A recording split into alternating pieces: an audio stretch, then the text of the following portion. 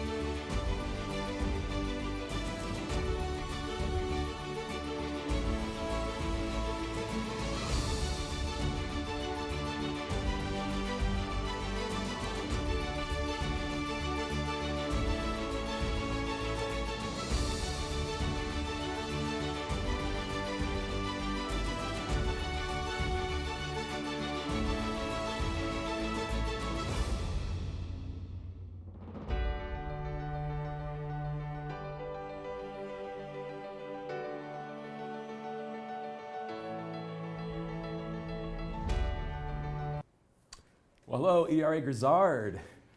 Thanks for having us, Sherry. Thanks for joining me. Oh my gosh, this is amazing. And look at all of these people. I tell you, there's a ton of people It's around. amazing. And so I drove here yesterday and did a practice with Gus and the team and Dan Yu. And I'm so excited to be in this studio. It's amazing. So, Thank you. and to celebrate all of the award winners. Well, that'll come in a little while. Yes. But first, I think we have some things to talk about.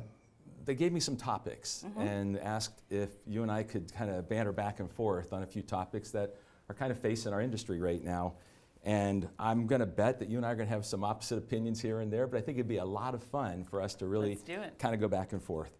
So the first one that they talked about, and this is, all through the industry, is the listing inventory. What's happening with listing inventory? What can we do to take advantage of it? And what obstacles do we need to avoid? So what are some of your thoughts on that? Okay, listing inventory. So I know you know what your inventory is here. It's actually the same right across the country. And one of the things that we've been experiencing, of course, over the last several months with an incredible uptick in business is an extreme shortage in listings. So what are we going to do about it? It's not going to rectify itself. So that's what I'm going to say, Dan. And I think that all of us as realtors, by the way, I started my career over 30 years ago as a real estate agent, knocking on doors and cold calling. And so I know what you do every day. And in many respects, we have to get back to basics. So we need to find listings. And sometimes those people in your database that you haven't talked to for a long time are the very people that may be thinking about listing their homes. So we need to, get that log jam unjammed and get listing inventories up. So my prediction on 2021 is that it's still going to be very tight because people want to move. There's no question about it. And we could talk a little bit about that, yes, Dan, as well. People want to move because they want a lifestyle change. They're recognizing the great opportunity to be with family more so, working from home, et cetera. A lot of that is going to continue. They are looking for different types of properties, second homes in many cases. And so all of that will continue, we believe, well into 2021. But of course, if someone wants to move and they don't have anywhere to move to, exactly, that's the issue. Well, I'm gonna give you a different angle you can chat with me Fine. about. I'm an economics kind of business-minded guy. So I look at the numbers and I'm going to talk about this in the keynote. I'm hearing people say there's no inventory. And it worries me that they bought into the myth of no inventory because we know sales are higher than they've ever been. Mm-hmm. And you need a listing to have a sale. Right. So when I'm looking at inventory, I believe that it comes off the shelf so fast that we think there isn't any, from a perspective of getting it, not from not having that buyer, but getting it. And I think a lot of agents might have bought into that belief system, so they stopped looking.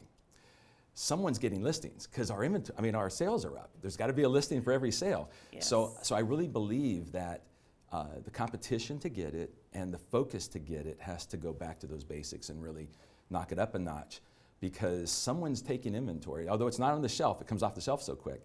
But I keep telling people, I go, you can't have more sales without more listings. You make a very good point, Dan. And to add to that, what I've noticed, and I actually have a home here in Florida myself, is that many of the properties that are listed are never really hitting the MLS. Yes. They're, staying in-house. There are a lineup of buyers. Or it's predetermined before they even start. It's predetermined. In fact, in my very own building, there are 3 transactions that are taking place that are predetermined. And so what does that mean for us as realtors? It means that all of you need to keep your ear to the ground and you need to network with your fellow real estate agents. That is very important right now. Don't be shy. Get out there and talk to them. And that inventory, you're right, is out there. It's just not showing up. Right. I tell people, I said, just because the shelf doesn't have a can on it doesn't mean that the cans aren't turning over. Exactly. So, and like I said, I'm going to address this more in depth in my keynote. My worry is that if we buy into that subconsciously, we wake up and we don't even think about talking to our sphere or doing something because there's no inventory, so let me not worry about it. Yeah. We have to worry about it. We have to be leveraging our sphere. It's still the #1 source of business. That's where those transactions are happening. People are talking to each other. And we hear about the shadow inventory. I truly believe that there is plenty of shadow inventory based in fear right now because of the pandemic. The second one, and this will be interesting, they said, is there technology out there that agents need to be familiar with? Yes, so, yes. I don't know if you want to go first. No, Want me I'll to go first? Okay, so, go ahead. Go ahead. Yes, there is, and we all know what that technology is. And first and foremost, it's effectively using a CRM. And so, right? But if we look at agents who are not, there are high numbers of agents who are still, not utilizing a database effectively. So let's set technology aside for a moment and look at what I think is one of the most important things for all of you to think about in the year 2021 and beyond, is that technology is going to continue to get more and more sophisticated. Yes. Dan, you agree with that? Yes. However, for us to remain relevant in this industry, what we need to do is create deeper relationships with the end consumer. How will the consumer utilize our skill set in the future? They will do it not just as a trusted advisor. We've been talking about that for a long time, but creating those deeper relationships where you can cut through the clutter of technology and actually be of tremendous service to the end consumer, whether it's a buyer or seller. How do you do that? You start deepening those relationships now before they're even thinking of doing anything, right? And that's, we're on the same page here. I believe that technology is a tool. Yes. And somewhere along the line, we started turning over everything to technology. And that's where we have that gap that you just spoke of. We lose that relationship. I can't ask a follow-up question to you with technology. I can't see the fear or the concern or address something. But the technology will keep me in front of you. Yes. The technology will Yes. create that opportunity. And one of the challenges, and again, I'm stepping all over my keynote here, but one of the challenges that I find with clients that I have and speaking to agents is that we sometimes throw the baby out with the bathwater. I'll hear agents come to me and say, well, our CRM isn't that good. And I go, does it work? And they go, well, it works, but, and then they'll tell me about the 20% that's weird or doesn't. And I go, so you're not using the 80% because of the 20%? And then I have a contrarian point of view for getting people started. A lot of people, and I talk to the CRM companies, all of them, a lot of people get so overwhelmed when they start to work with their CRM. And so they use like 2% of its capability. But they begin with, and this is technical people say this, get your people in the database to start. Exactly. I come back and I say, why don't you do this? Put your 5 most important people in the database. Use 100% of its capability, and you'll want to put everybody else in there. But if I put 1,000 people in there and it's overwhelming, I just don't use it. So I got a couple contrarian points of view of how to leverage those CRMs, and it doesn't matter if it works 100%. You want to use it, period. Leverage what works. And 2, if you're overwhelmed with too many people, it's there as a digital assistant for you as well. Use it with your top people. Dan, I've got to interrupt you Sure. and say, okay, we should not be talking about how to use a CRM in the year 2021 because they've been in existence for so long. So agents out there, just get on your computers and do it. One thing that I want to mention as it relates to technology is something that's very simple: photography and videos. So the more information that we can put out there, especially on those hard to sell listings, I mean, let's face it, not everything is selling. You need to portray your property in the best light possible, because guess what everyone is doing in their spare time, and guess what everyone has been doing for the past 10 months? Going online and looking at houses. We all love real estate. So CRM and simple tools like video and photography will help you tremendously. But let's move on. Okay. Next we have, are we going to see a decline or an increase in the number of competing agents? Oh boy, that's a good one. So here's what I'm going to tell you right now is that there are more licensed realtors in the country than ever before. The number is 1.5 million right now. And so what does that mean for all of you? It means, well, you need to up your game. Yep. So that's my secret of the day, because more and more unemployed people, sadly, are looking in. to careers like real Exactly. estate, which, listen, it's a great career. I've been in this industry, as I mentioned, for over 30 years, and I absolutely love it each and every day.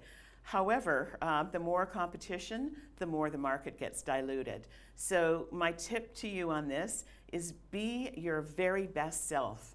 Wake up every morning and say, what am I going to do as a real estate professional to exceed the expectations of the end consumer? What am I going to do to, and this sounds hokey, surprise and delight the people that I'm dealing with? But it's not hokey, Dan. No. It is what we need to do. That enthusiasm and professionalism, well, it just goes so far. On this, I don't think you worry about it. I believe, to what you just said, be the best person that you can be in front of people. For me, competition, disruptors, all of that means nothing if I understand my business model, my winning differences, and what I bring to the marketplace. Competition's healthy. It causes us to be better. It causes us to try harder. So if we have a mindset of abundance, and there's plenty of business out there, and not a scarcity mindset, I really don't care which way that goes, because I know if I go out and I'm that professional that delivers that exceptional service, I will get my share of market. But if I worry or think have a scarcity mindset and I worry about the competitor, I feel that puts us in a negative position to go out and compete. So whether it's a company that's come to town or it's more agents that come to town, if I don't worry about them and worry about my delivery, I don't think it matters. Raise your own bar. Exactly. And you're absolutely right. So, people who are not in this industry on a full-time basis will, not succeed in the end. And you all will, because you're with the best company. Gus is amazing. Yes. And the fact that you have the ERA brand at your side is amazing. So, he's just giving me the high five in the background, so he liked that comment. Exactly. Well, why wouldn't he, right? Of course. But so, just I'm with you on this, Dan. I never look at what the competitors are doing because, quite frankly, I believe that our brand is the best and our network globally is the best. And each and every day, I just work and strive to make our network better. I urge you to do the same with yourselves. Exactly. And you're so dead on. Having lived here in Central Florida and known ERA Grizzard since I owned my ERA franchise, there is no better company, guys. You know Exactly. that. You've heard me say that. And if we just go out there, carry the flag, and be the best we can be, I'm not worried. Now, just a final note on the people we've been through. I'm 33 years as well. I think the opportunity becomes if you see a decline in the numbers of agents, that's going to mean there's fear in the market, right? Rates rising, whatever it is. Yeah. That's when we gain. All the best agents in the world will tell you their best years are whenever people are fearful. So if you see it start to decline, really up your game, because a lot of agents will become paralyzed while you're out there delivering, and there's plenty of market share. So I think there's huge opportunity in 2021. There is. So I'm going to be monitoring all of you closely. There you go. And I want to see some great increases in 2021. So the next one was the move by Zillow. And joining in and the IDX and all of that. How will that impact our industry, and what do we do to hedge against it? So Okay, I think so we kind of addressed it a little bit we've already. addressed it a bit.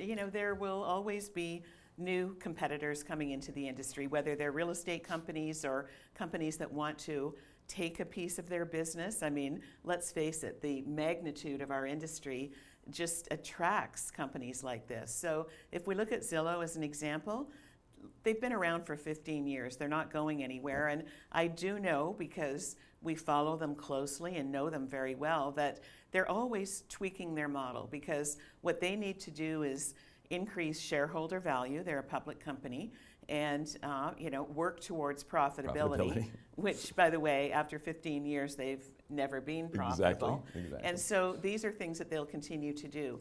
What I would suggest is always keep an eye on them. And in fact, a large number of our agents utilize their services, but look at them as, and this is like a little cliche, a frenemy.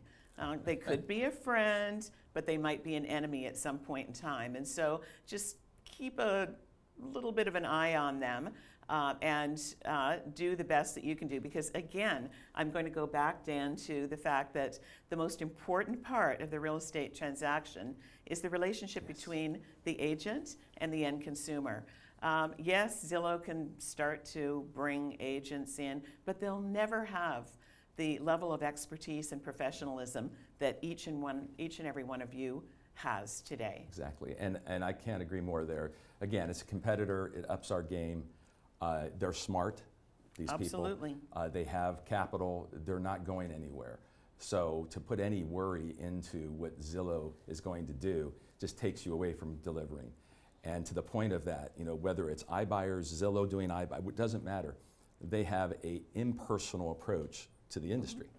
And I always say, if we up that personal approach, I agree. Consumers will choose having a trusted advisor, an expert, somebody there for them, over a cold approach, if we can get to the game. And this is my point there. If we're not going back to old school, if we're not talking, if we're not using our sphere, if we're not finding those opportunities, sometimes we leave the consumer with no other choice but that. Right. So if we're always in the game, I think we win every time. Between ERA and ERA Grizzard, again, having owned the franchise, there's nobody better. There's nobody better with product services and the delivery of that. But if we're not at the table, then how does the consumer know Exactly. that there's a And you have differential? to believe that you are the best. Exactly. And I know that all of you do. I know Gus does, for sure. I think that's pretty apparent every time you meet him. It is. So what Okay. else have we got? So 2 closing thoughts. The first one was, what challenges do you see? There are always challenges in our industry, no question about it, but I'd like to flip that into opportunities. That's the next one. Right? That's the next one. Okay. So challenges. Really we've talked about some of them, the new business models coming in, potential challenge, but also an opportunity. More agents entering the marketplace, challenge, but also an opportunity to up your game. The shortage of listings, get out there and get those listings. Understand your market. Know what's going on out there. It's not just looking at the MLS every day. And so these are things that, we should know and think about, but sometimes we don't. So those are, the challenges and opportunities. But one thing that I want to say, and then Dan, I'll turn it over to you, is an opportunity is to promote yourself in a professional light. And I'm a big believer in effectively utilizing social media. So, I urge you all to please follow me, Sherry Chris, on Facebook, on Instagram. We're just launching TikTok for ERA, and I'm super excited about that because we're, going into that new foray and, looking at what can we do to continue to promote ourselves. And we just launched on Clubhouse, which is a new social site as well. You know about it. So I urge you to utilize the assets that we create at the brand level for social. Up your game, promote yourself professionally. Let's follow one another and do great things together. So Dan? Well, I'm going to take a coach's approach to them. Okay. The biggest challenge, I think, for 2021 is our own mindset. Yep. Everything Sherry just shared with you, all those opportunities, all those things. If we don't organize our mindset again for abundance, for we're the best, we can accomplish everything, deliver the best service. If we get tied into any news or any competitor or anything, I think that's the challenge. We call it in our area here, squirrel. Yes. You lose that focus. I think that's the challenge because in 33 years, lived through high interest rates, crashes, everything. We always succeeded. And we succeeded by keeping your focus and delivering those services, staying in touch, building those relationships. So I think our challenge is to make sure we look inward and we continue to be that person and not worry about those other things. Opportunities, now this is my read of the market. There's so much money flooded into the market from the Federal Reserve. Sooner or later, inflation is going to start to tick up. Sooner or later, they're going to have to pull that money off the table, which will start to adjust rates and change. We'll go into a transitional period. I think that's the greatest opportunity for 2021. Keeping your eye on the ball, seeing that happening, and positioning yourself while others are afraid, you can excel. So I think the opportunity in the marketplace in 2021 is going to be one of the greatest, better than 2020, one of the greatest that we've probably ever had in a long time. Well, I agree with you, Dan. And so final thought, and I know we're out of time, is that every market creates an opportunity. Yes. And so if interest rates start to inch up, that's an opportunity. Exactly. Because people start to get worried and think, I need to act now. When interest rates go down, that's an opportunity. And when the listing inventory levels out at some point in time, that's an opportunity. Exactly. So, wake up every morning and think about those great opportunities out there and do the best that you do.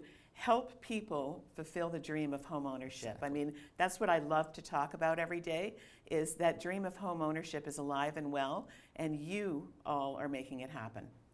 Well, I think that was some great information. Yes. Sherry, I want to thank you for Thank joining you, Dan. me here. Thank you. And folks, I hope you guys enjoyed it. We're going to be moving on to Some awards, I think. awards. I think that you're going to be Yes. doing some awards for Okay, everybody. I'm Awesome. excited about that. So stay tuned, guys, and Sherry will share some awards with you.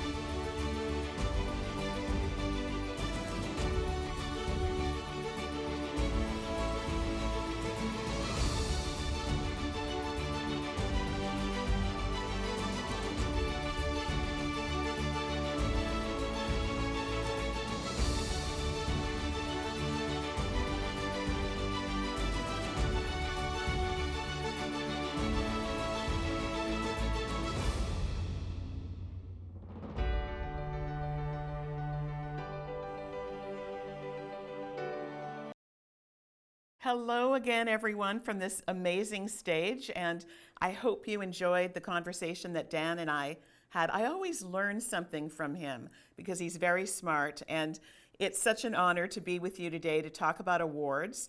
First of all, though, I want to talk about Gus a bit. Isn't he a cool leader? I had dinner with him last night, and we talked for hours about the industry, about ERA, about how we can do things better. He gave me some great advice, and it was a wonderful evening and a conversation. So I want to give a shout out to your leader, who is known across the country and within the ERA brand as someone who's truly exceptional. So Gus, here's to you, and I can hear the applause from afar.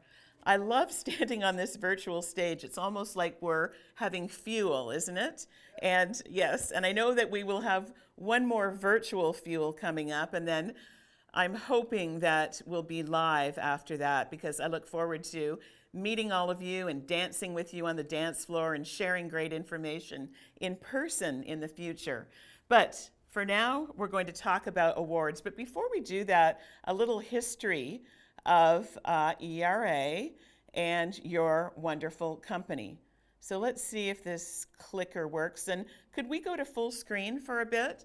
Now, 50 plus years in the business, I have to say I really like those jackets. Powder blue is a great color, and what a group of professionals. And I love that van in behind there. That's retro too. Like mid-century modern is my style. My dad took me to high school in that when I got in trouble.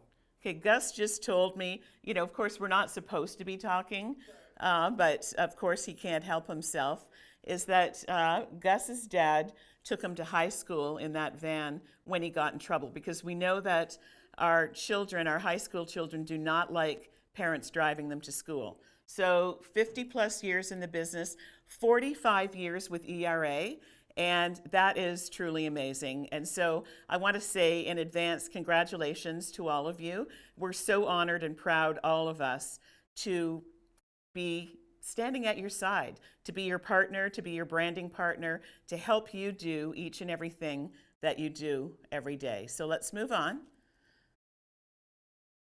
And Tom Grizzard, Hall of Fame member, renowned broker owner and businessman, known and loved throughout the network, and I know all of you do as well.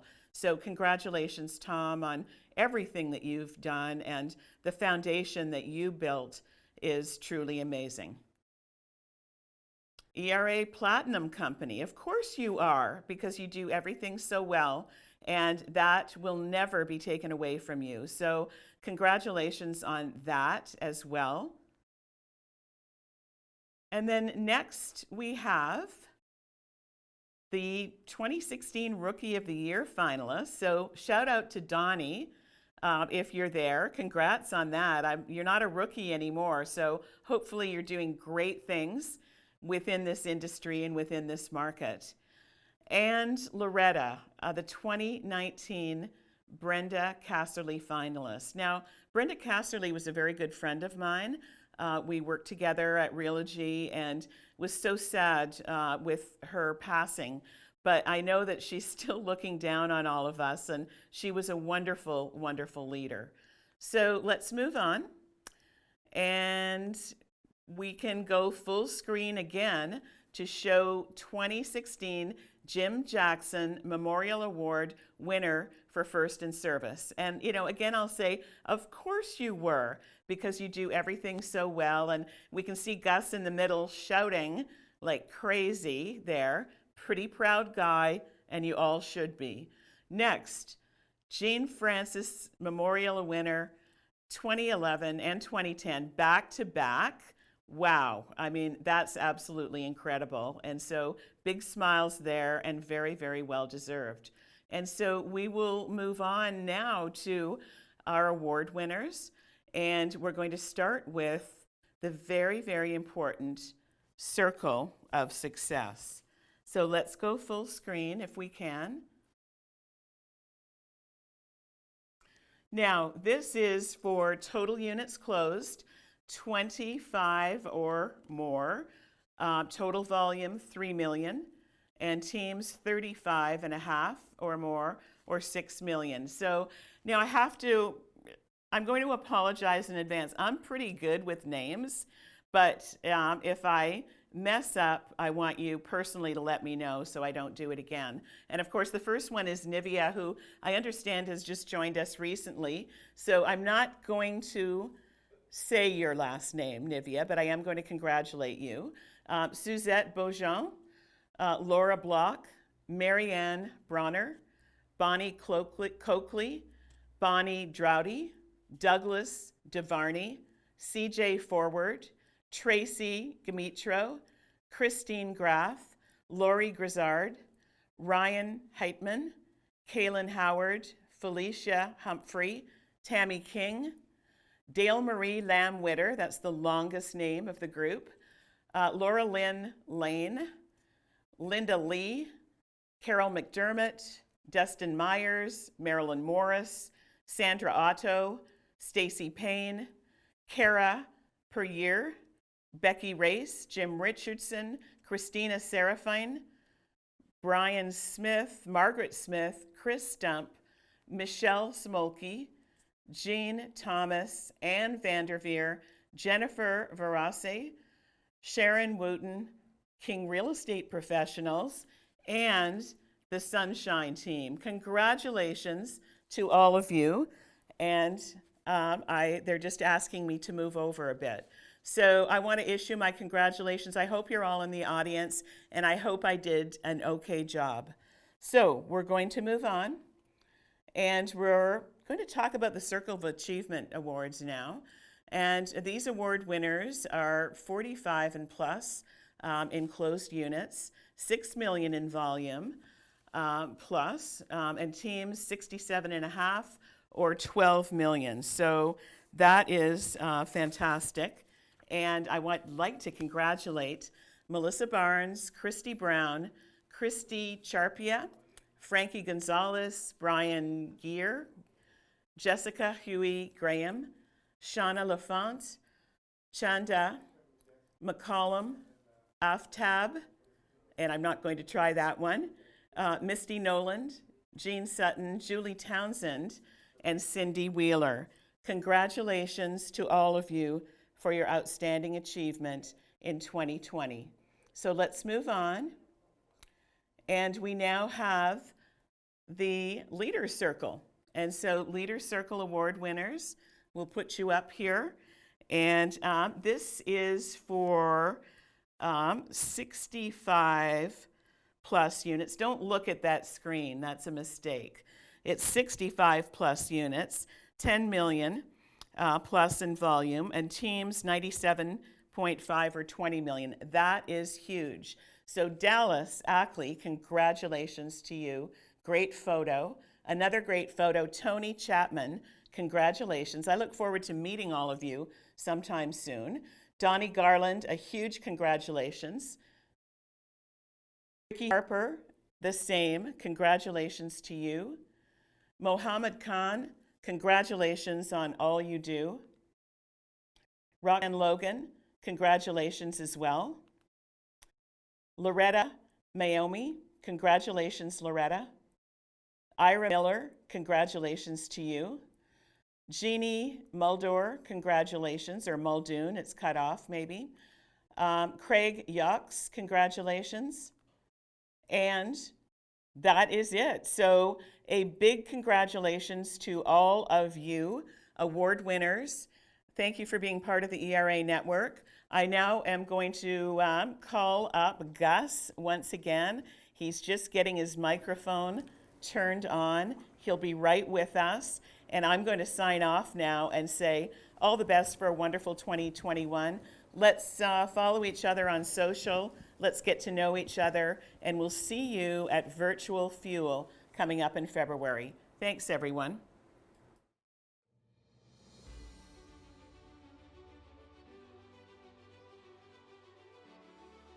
I can't thank you enough for everything you guys contribute. We basically wanted to really make sure that every single one of you felt connected, supported, that you were part of something.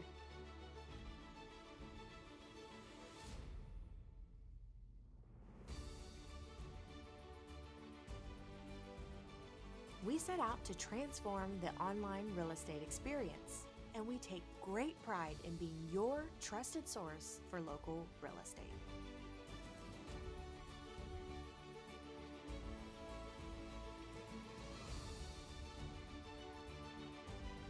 You will refuel your energy to get going. You will find that the sky is the limit. Thanks so much, ERA Grizzard. It's been an invaluable program for me. Helped me construct my business the way I wanted it done.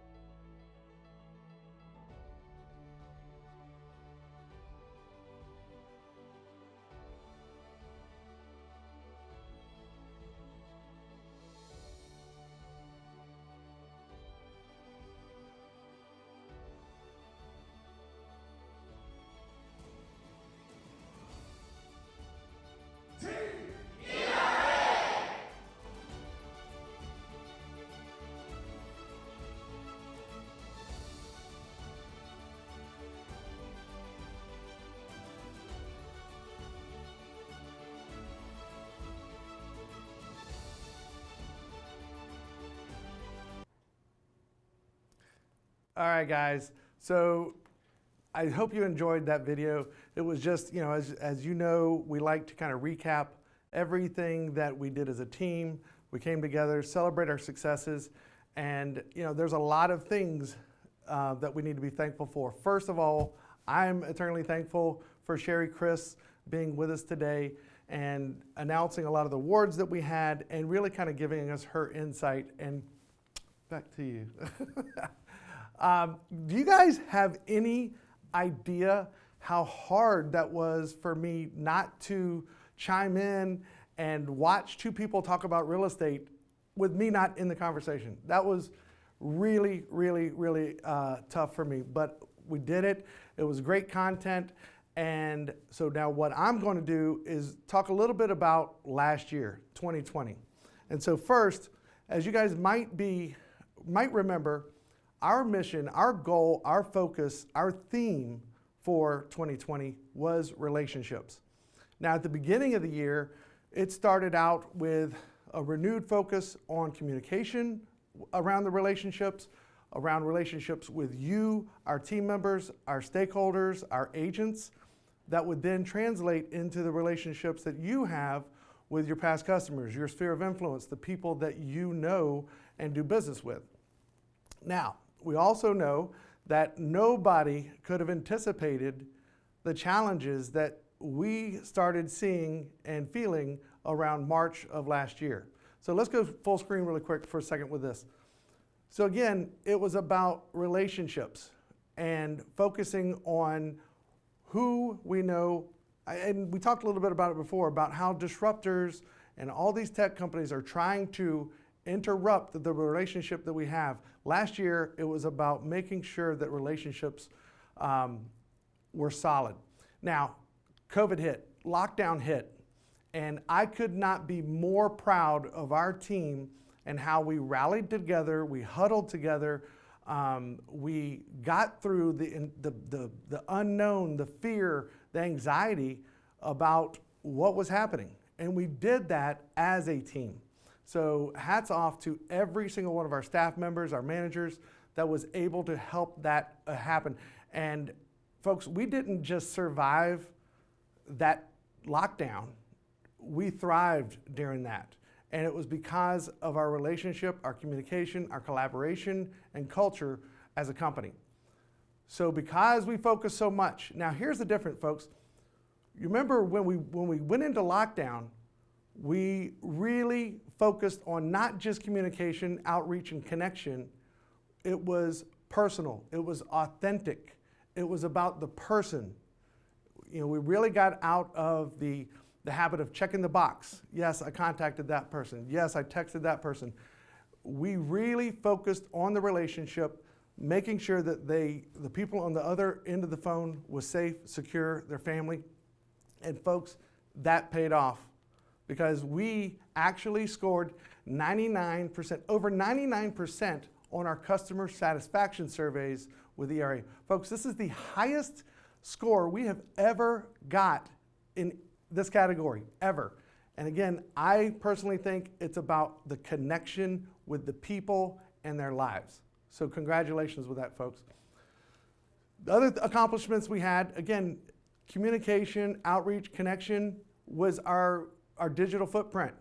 And with Real Trends, we were ranked in the top 400, actually top 500. Same thing with Risk Media. We were listed as in the Power Broker Report. All of these are great accomplishments. But I'm going to pause here for a quick second.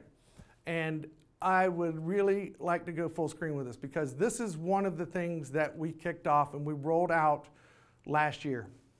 And I will give all the credit to Lori Grizzard, who this was her idea. This was her baby that she's been wanting to kind of implement and roll out.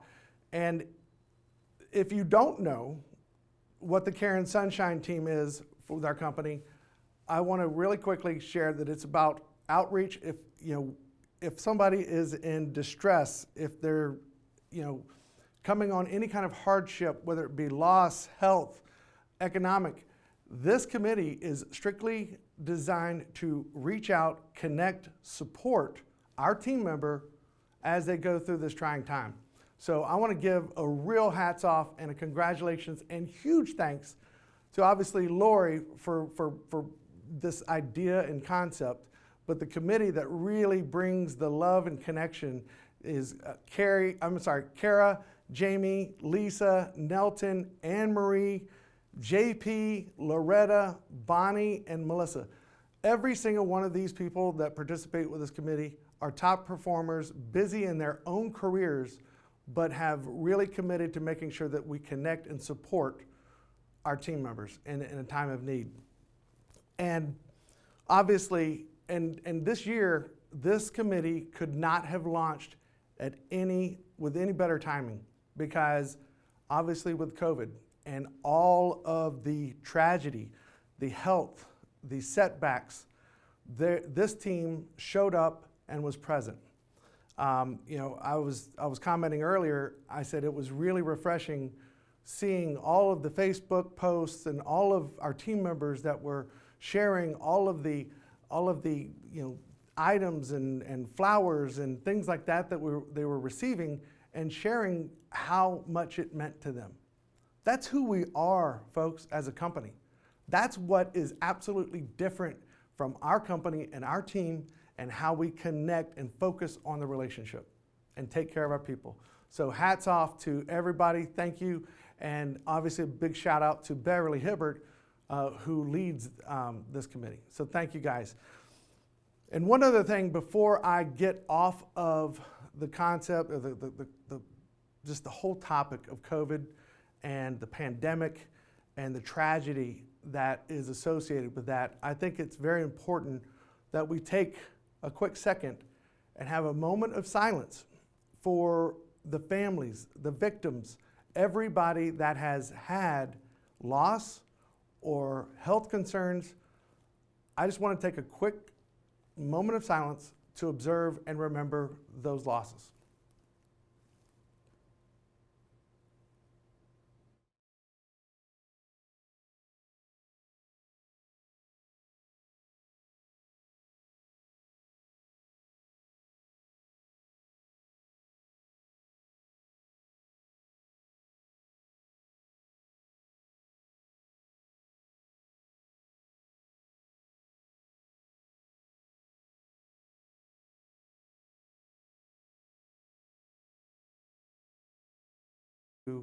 Our Care and Sunshine team and everybody that is part of our family for watching out for each other. Thank you. So speaking of our team, I really want to take a quick second and thank the staff members and everybody. Let's go full screen with this because we have such an amazing staff, whether it be the coordinators, accounting, whatever. These people that I'm about to recognize are truly the backbone of our company. So obviously Eric Nelson, Shelly Naylor, Jean Martin, Amber Guest, Beverly Hibbert, Karen Gerhart, Lisa Jones, and Tony Cruz. These are our senior leadership, and thank you guys for everything that you guys do. Folks, every single face on this screen is passionate about our team and passionate about our company. Next, I would like to kind of recognize Kara, Mikowski,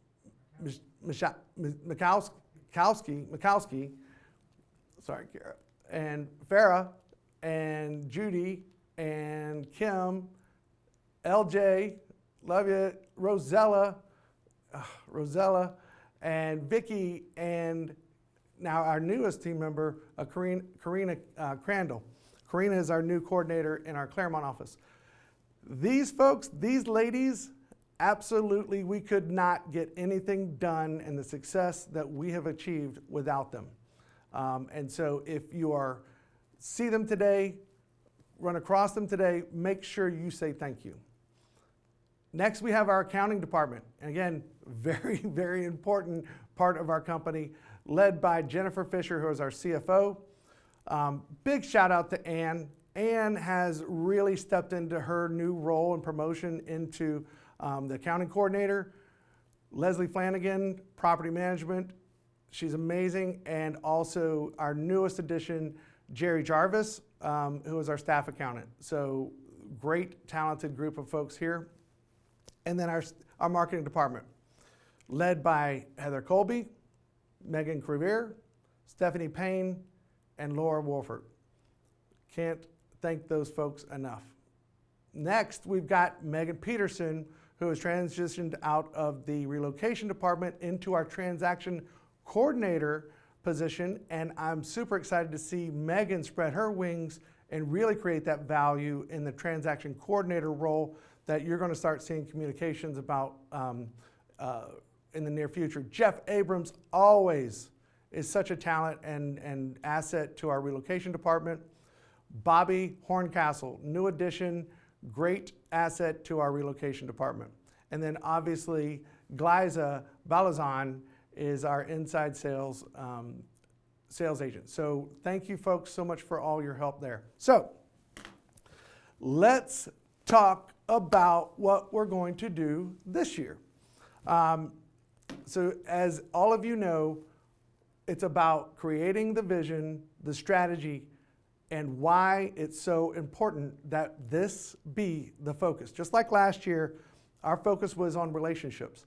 And because we doubled down on that, because we executed in that space, we survived, we thrived, and we scored high marks in that category. This year, we're going to get a little bit more precise with a measurable metric that will make huge impact in not just your financial income, but also the time, your sanity, and how you live your life. And I don't know if you guys remember, back in around 2016 or 2017, one of the themes, one of the focuses, we were going to do 17 transactions in 2017. So 17 in 17. We're rolling out a similar goal this year, and it's going to be a 21% increase in listings. Listings. Folks, you guys have heard me say this before. Listings has got to be the cornerstone of not just the focus of a company, but you as an individual sales agent out there running their own business. This requires you to stop working in your business and work on your business from a very strategic level with a keen focus on listings. Now, what we're going to do a little bit later is we're going to be talking about how we as a company are going to really help drive that initiative, making sure that we're focusing on leveraging certain tools, resources, marketing, technology, and support. And this goal is going to be a big part of what Dan's going to talk about in his keynote. So you better not miss that, okay? So I'm done with the wrap up of 2020 2020. You know what we are going to get done in 2021 and why it's important. And so now we're going to switch up a little bit and we're going to talk about the office level awards and the recognition that comes with that. So stay tuned.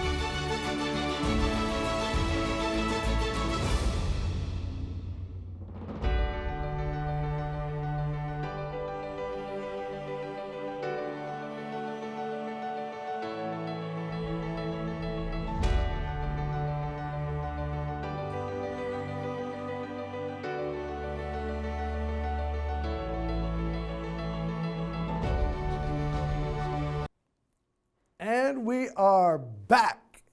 All right, so now, like I said, we have gone in, we've talked about the successes of 2020 and how we got through these challenging, but this is an opportunity to really highlight and recognize people that didn't just survive 2020. These folks thrived, and they thrived big. And so first, what we're going to do is we're going to head to Claremont. So now let's go really quick, full screen. We're going to talk a little bit about these rock stars in Claremont. First, our top producer in units and volume in our Claremont team sold 40 units and over $14.5 million in volume. And so let's give up a big round of applause and congratulations to Donnie Garland. And yes, Sherry, this was our Rookie of the Year finalist a few years ago. So congratulations, Donnie. You continue to inspire and motivate not just me, but a lot of the folks around you. Now, this is like one of the big awards that's special and dear to me. So if you don't know, we recognize the Momentum Award is the individual that has grown their business over the last year with the biggest amount of, so this is somebody that really gets in, executes, and grows their business. So in Claremont, this particular person increased their business by over almost 200% in volume. Big shout out, and I love the success that Bonnie Drawdy has had last year, and I'm super excited to see how that continues into this year. So congratulations, Bonnie, and everything that you've gotten done. So I don't know if you guys remember or not, but we have got a lot of rock stars in East Volusia. That's right, folks, Daytona Beach, and the stuff that these folks are doing is amazing. There is an individual that really deserves some recognition because guess what? 21 units sold and over $6 million in a brand new office, brand new market for us, and she is absolutely killing it. I want to congratulate, as soon as this thing works, Christy Brown.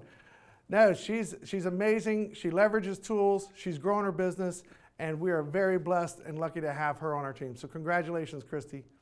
Momentum Award, no question. Check that increase out. Over 2,000% increase in business. Again, Christy Brown, you killed it last year. Super proud, and again, super excited to see what happens this year. Now, right next to Daytona is DeLand, and these folks threw out some really great numbers. Top producer in not just units, but also volume. This person did 42 units sold and $6.7 million in sales volume. And this particular individual, I've been waiting for this. Come on. Brian Geyer. Now, congratulations, Brian. You know, you bring so much value to the team, to the company, way more than the units and the volume. You're a great brand ambassador, but I could not wait for this slide to hit because I got to call you out. I mean, Brian, what is this high school? Is this high school? I will absolutely help take the photos myself, but I love the photo, and it looks like you even got like this little mustache too going on. So I joke with Brian. Brian, I love you, brother. Congratulations on a great year. So now let's talk about momentum. Who really grew their business in DeLand? 355% increase. Christine Serafin, you killed it, and you continue to go and go and go and expand. I love the use of social media, really connecting with your people and telling your story. Great job, congratulations, 355% increase in volume. Nice work. Now we're going to Leesburg, where all the magic started for their company. Top producer in units. Let's go ahead and call it 68 transactions in 2020. Craig Yox, nice job, buddy. You killed it. I mean killed it. 68 units. That's a great job. And you know what, folks? He does that through listings. That's right. Now, top producer in volume. Almost $12.5 million in volume. And folks, this person's only been in real estate a handful of years, like 3 years. This is impressive. I mean, top producer in volume in our home office, corporate office, $12.5 million. Ricky Harper, great job, buddy. You absolutely are what I consider a hunter who goes out there and finds what you are looking for and brings it in. Great job. Next, our Momentum Award in, this one is like really special and near dear to my heart because I'm super proud of this individual for, you know, this person has been gone through a challenging year, but has absolutely focused on their business, the communication, the relationships that he knows. Our Momentum Award winner in our Leesburg office is Carl Martin. So super proud of you, brother. And just want to send out a big hug right now because I know you're recovering right now and I wish you all the best, but congratulations. Next, let's go to Mount Dora. Top producer, both units and volume, 87 units sold. That is insane. Folks, that is one person closed that much volume. No question that when you sell 87 units, you're going to sell a lot of volume, over $25 million. And you might be surprised, you might not, but congratulations to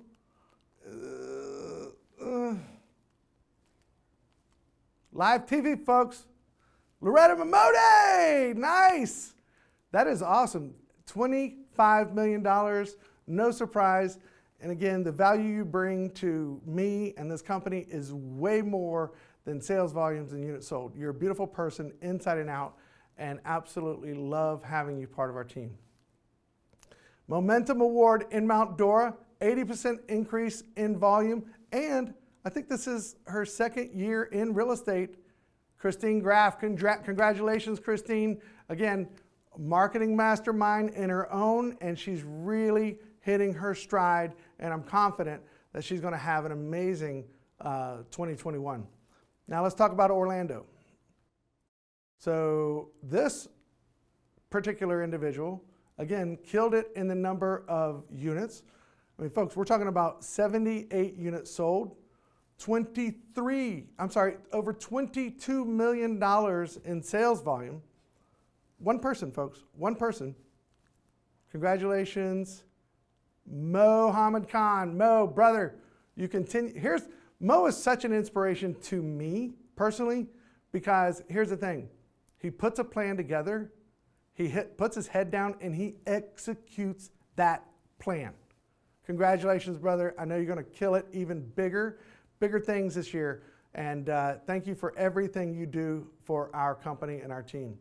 Our Momentum Award in Orlando, another big increase of 177. Aftab Nizamdeen, congratulate, and check it out. I think I pronounced your last name right. So congratulations, Aftab. I know you got Z working with you now, and I think you guys are going to do great, great, great things. So great picture too. Villages, can't forget about the villages. This person, this individual, this professional has come in and absolutely did not come up with any excuses, put her head down and worked, executed, didn't get caught up in what was happening in the market, this, that, and the other. It was about executing, and it was about her customers. Speed to lead was her thing. And she sold 59 units last year.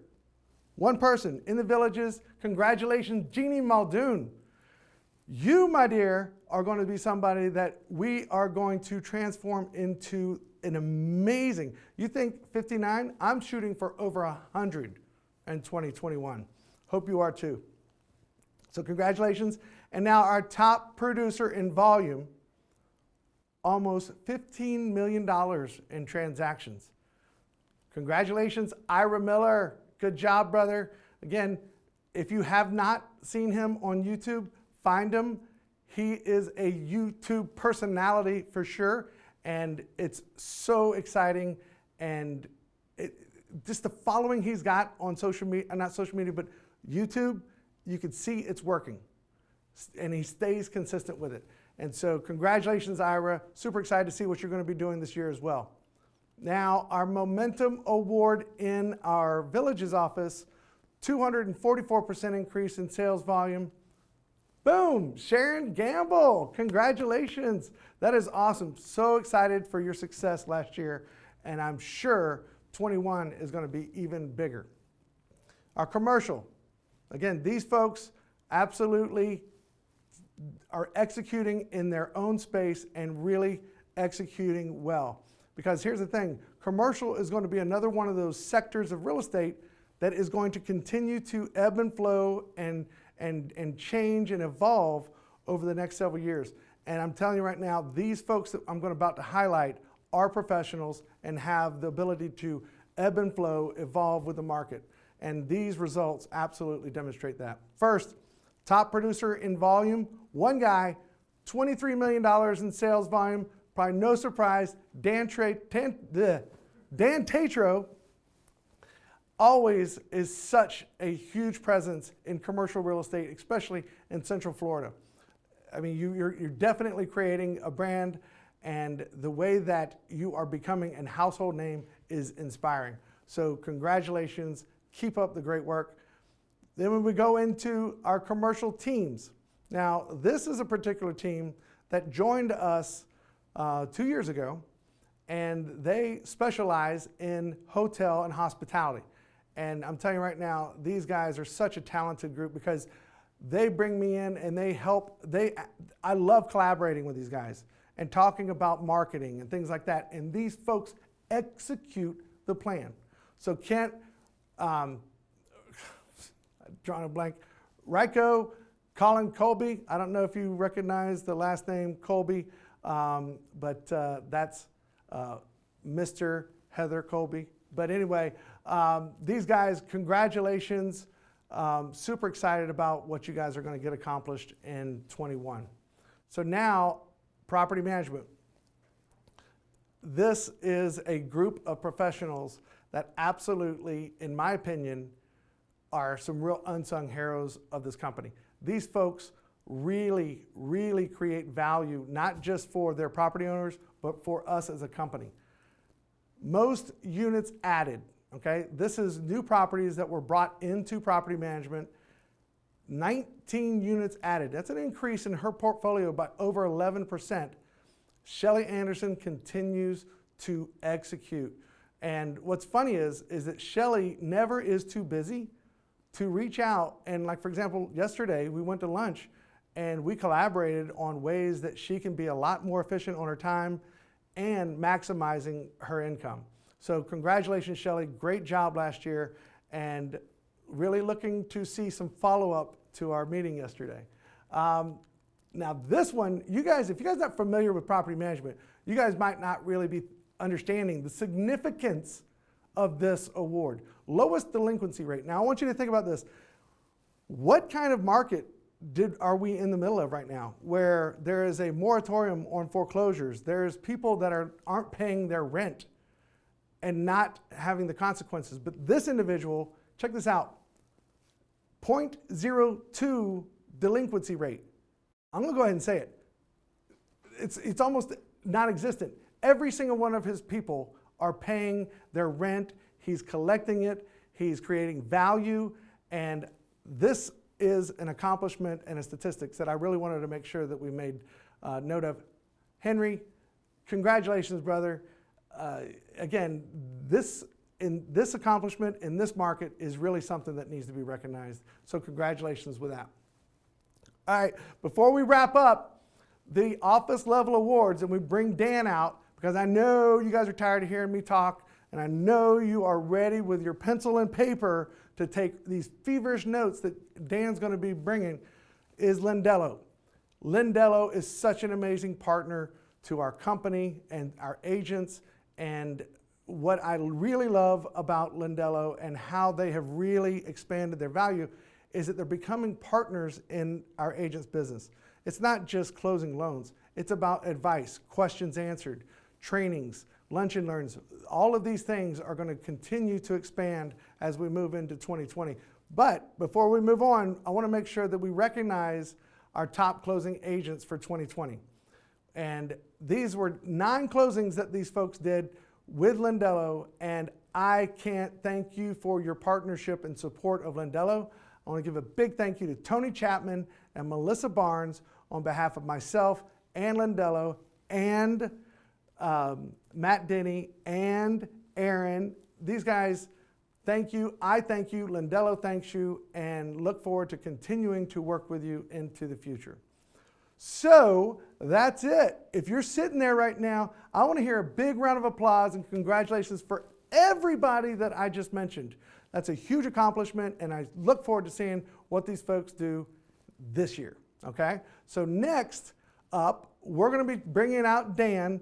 And folks, here's the thing. Take a quick second, go to the bathroom, get pencil and paper, get ready, get comfortable, because I need you paying attention.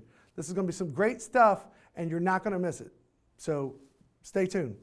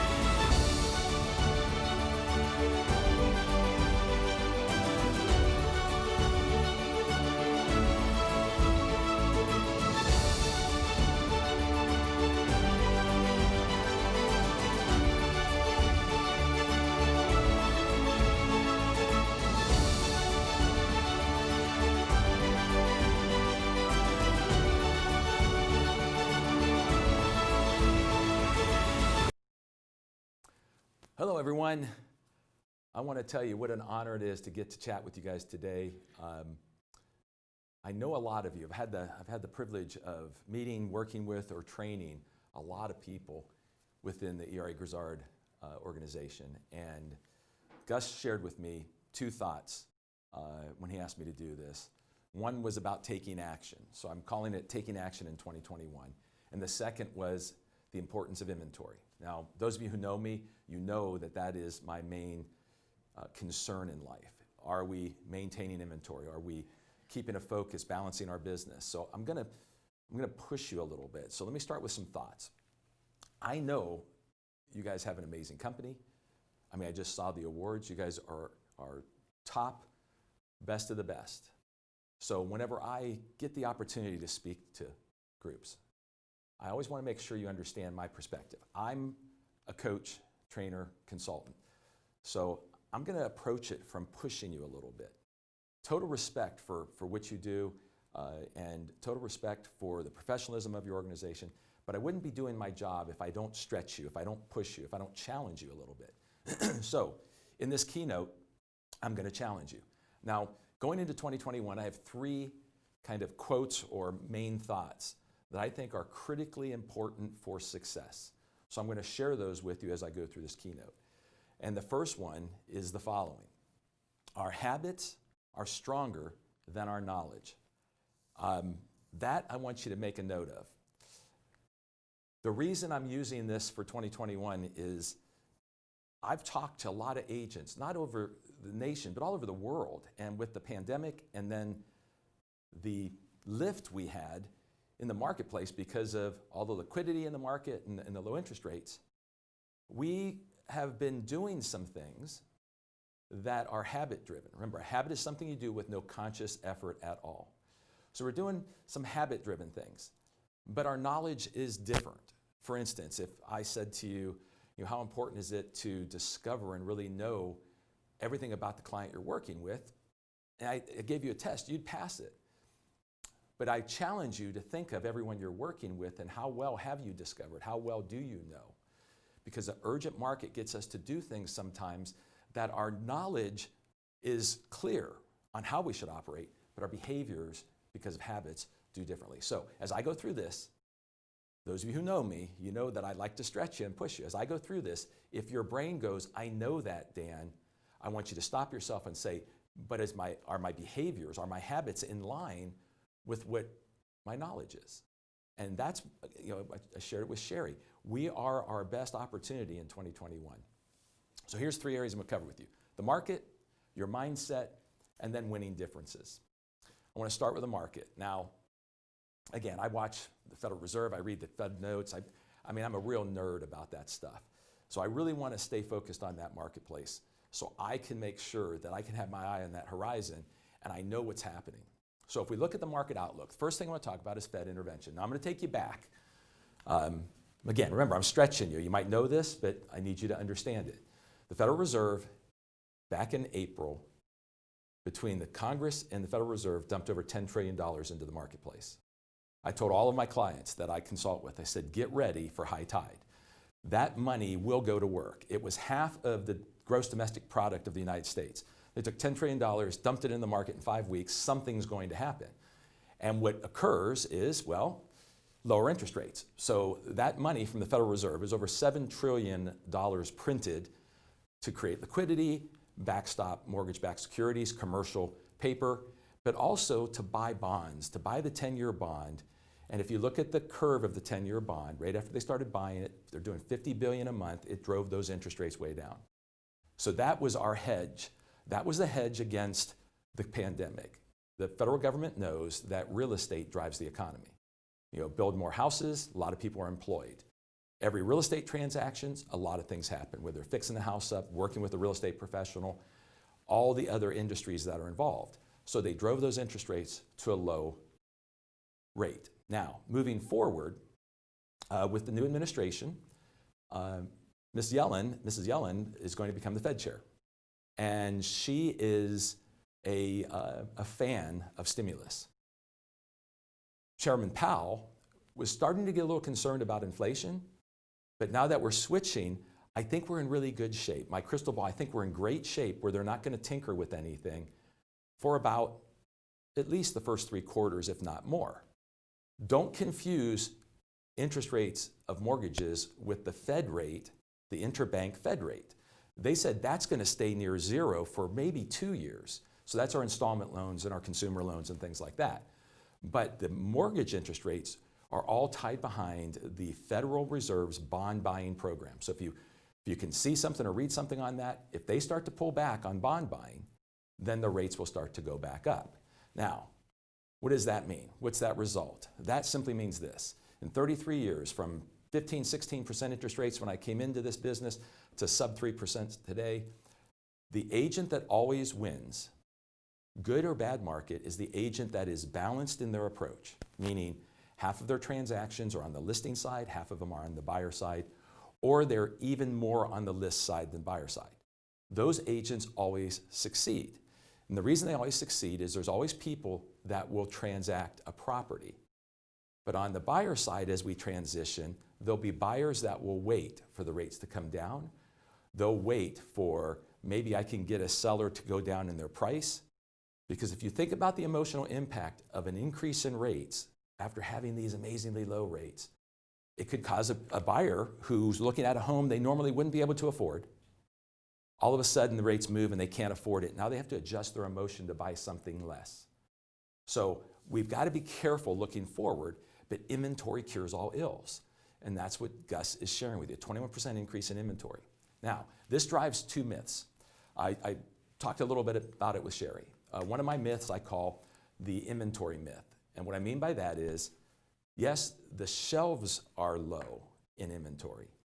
But if you look at inventory overall, we're having banner years of inventory hitting the market in many, many areas because we're a one-to-one business where you need a listing and you need a buyer for a transaction.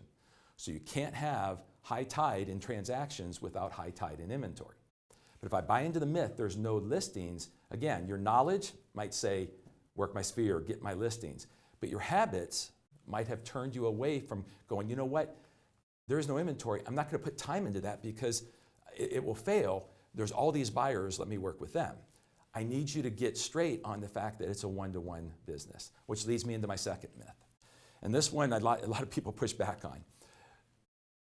In real estate, if I'm a company, a team, or an agent, I can't worry about seller or buyer markets.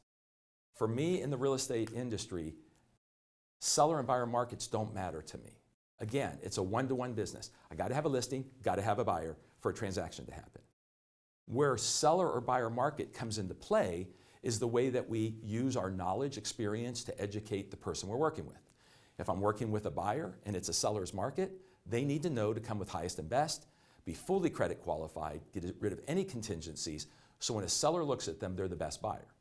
If it's a buyer's market, the seller needs to know that they have to price it aggressively, clean it up, and be the easiest showing property out there. Now, buyer-seller markets apply if I'm buying or selling. But buyer-seller markets don't matter if I'm an agent because I still need one of each. Now, these 2 myths I have noticed have caused some, and you have to look at your own business, to all of a sudden shift the ratio of their transactions more on the buyer side than on the list side. And remember, we're an equal market.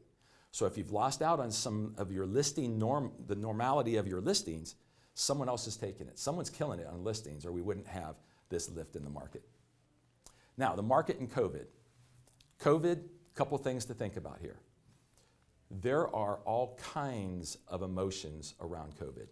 COVID has presented us a great opportunity because of the Federal Reserve's intervening, hedging our businesses, leaving us as an essential service, has really helped us. But there's shadow inventory out there. There's all kinds of things that COVID is affecting. So I want you to think, I want you to write this down. Gus said to get a piece of paper. There's a wide range of emotion when it comes to COVID. And buddy, let's go full screen. I want to show you that wide range of emotion. If you'll take and draw a line across your piece of paper. And on one side, paralysis. On the other side, this is stupid. Now, I say this because every single person that we run into falls somewhere on this chart. They're either paralyzed with fear, or they think this is stupid, why are they doing this to us, or they're somewhere in between. The challenge is, I need to know where people are, or I might come across tone deaf or not empathetic. I can really create a problem for myself if I don't know where people stand on this chart. In the end, everyone's trying to cope with what's going on. Now, personal experiences drive it, natural fears drive it, a lot of things will drive where we go when it comes to the actual range of emotion. So the question I ask you, you can come back to me, how do we know where people fall? So I want to share with you a story and a technique. In the midst of the pandemic, when they started to let us move around again, I hadn't seen a friend of mine in months. And if I put him on the chart, if I put him on that scale, he would be the, this is stupid, why are we doing it? I just known the guy for 30 years. So we decided to play golf. Golf was essential. So we go play golf. They put us in separate carts. I got there first. I bought the round. And as he pulled up, I walked over to give him his key for his cart. He gets out of the car. Remember, known this guy 30 years. He's going to be, this is stupid. Why are we doing this? He takes a step back as soon as I approach him. Now, as a trainer, as a coach, I'm going, ooh, this is odd. So I lean forward and I hand him the key. He backs off. I notice he has a mask around his neck, and this was before mandated masks. He gets his stuff. We head to the first tee. We stop at the clubhouse. We're going to go in to get some beverages. He puts his mask on, takes out, and opens a sanitary wipe to open the door to go in and purchase something. I'm going, this is so different. We get in their carts. We go to the first tee. We have to wait a little while. So I just simply asked him a question. Remember, greatest thing you can do is inquire, discover. I said, hey, Ron, I said, we haven't seen each other in a while. Just curious, how has COVID affected you and your family? And he told me the following. He said, Dan, he said, I don't know if you know this, but my wife has some immune challenges. She's on some immune deficient drugs, and I am scared to death that I'm going to catch this thing, bring it home, and he used these terms, and kill my wife. Now, if we go back to that chart, he's over here on this is stupid, but the woman he loves is at risk. So he is scared he's going to go out, pick it up, come home, and she will die. How much emotion do you think that is in him? Now, let's look at how we operate. If I would have been tone deaf and I would have started to give him a hard time or invade his 6, 10-foot space, he would have gone, Dan is dangerous. I can't be around him. But because I asked, we spent the whole day, I gave him a wide berth, we talked, we had a great time, he got very comfortable. Let's talk about people you run into. Your habits will cause you to operate a certain way. You won't even think about it. But if I don't know where the person falls that I'm talking to, and I do something that comes across, let's just say is tone deaf, they might go, I was thinking about possibly listing my house, but Dan, he didn't really perform the way I expect him to from a safety perspective because I'm on the paralyzed side. So I'm just going to politely go, you know what, let me think about it, Dan. We'll get back with you. They don't tell us the truth. They give us what's called a stall. But if I can use the right questions, not only do I sound empathetic, which I truly am, I'm not saying we're faking it, but I learn about their needs in a way that I can then bring that superior service to the marketplace. So the market has given us these opportunities, but they've thrown in some hurdles that we have to be able to maneuver around and be aware of, be self-aware, use our emotional intelligence and make sure that we're becoming the perfect person for everyone on that list. So if someone's afraid to list their home, I'd hear it. Well, Dan, we're afraid because we got someone that's immune deficient. And I start asking, well, what would be some of the protocols you would like to feel better about putting your property on the market? And all of a sudden they share with me 2 or 3 things that we're already doing. And I go, so if I can bring you these types of protocols and we can go about it this way, would you feel more comfortable putting your house on the market? Yes. Shadow inventory. I just found a piece of property that can hit the market that no one else would have gotten had I not asked the right question. Second part of getting inventory and really capitalizing on 2021 is all about our mindset. And again, I spoke to this a little bit with Sherry, but proactive versus reactive. Again, test your habits, not your knowledge here. When I talk about proactive versus reactive, I believe that a high tide urgent market sometimes adjusts us into a reactionary mode. We stop doing things proactively. I've heard agents say this yesterday on a call with a leadership team. One of the leaders said, you know, if this heats up anymore, we're going to drown. I don't think we can manage what's in front of us. Now that same person, that same leader, I asked, are you being proactive or reactive? And she emphatically said, Dan, we are being proactive, looking at the horizon, knowing what the market's going to do. But then when we talked about what was going on, she said, we're drowning just managing what's in front of us. That's habit versus knowledge. Her knowledge was, yes, I should be forward thinking, looking at what's going to happen. But then whenever she just spoke naturally, she talked about how all we're worried about is managing what's in front of us. So let's look at proactive. If I'm proactive, we make things happen. We find the opportunity. Remember, a lot of inventory is turning. If we're not thinking about it, if we're not finding it, we might miss out on it. We are creative, social media, working our sphere, getting interactive there. And then we also have to be tenacious, knowing that one and done doesn't work. We have to find a way to be consistently approaching the marketplace on purpose to make things happen. Now, when we talk about proactivity, guys, it really boils down to, am I doing the tip of the spear? Am I prospecting in an ongoing way to make sure that I'm driving opportunity? And prospecting comes in many, many forms. For me, prospecting boils down to simply meet more people. If you've been through any of my programs, you've heard me use those terms. Do you know one person today that you didn't know yesterday? If you did meet someone you didn't know, did you inquire? Did you make them the hero of the conversation to see if they had a need? If they had a need, did you have the right value proposition to offer that solution that gave them comfort to do business with you? That's what it's about. It's not sitting in a dark room, cold calling. It's whatever works for you. Now, again, something that I saw a statistic the other day that we're getting even further away from talking to our past clients, our past customers, our friends, family, and acquaintances. Again, habit is, Dan, I don't have time for that. Knowledge is, I know that over 70% of business comes from my sphere. Well, if I'm not purposely doing my sphere, if I'm not touching and talking to them, then they might run into someone else and list a property. And there, I just lost that opportunity. So I have to be proactive in that area too. And then here's what I think is our greatest opportunity. I call it COVID canvassing. I've had a lot of agents ask me this question. Dan, you're right, I have kind of backed away from touching people and talking to them. I'm a little afraid to reach out to them since I've been absentee. What should I do?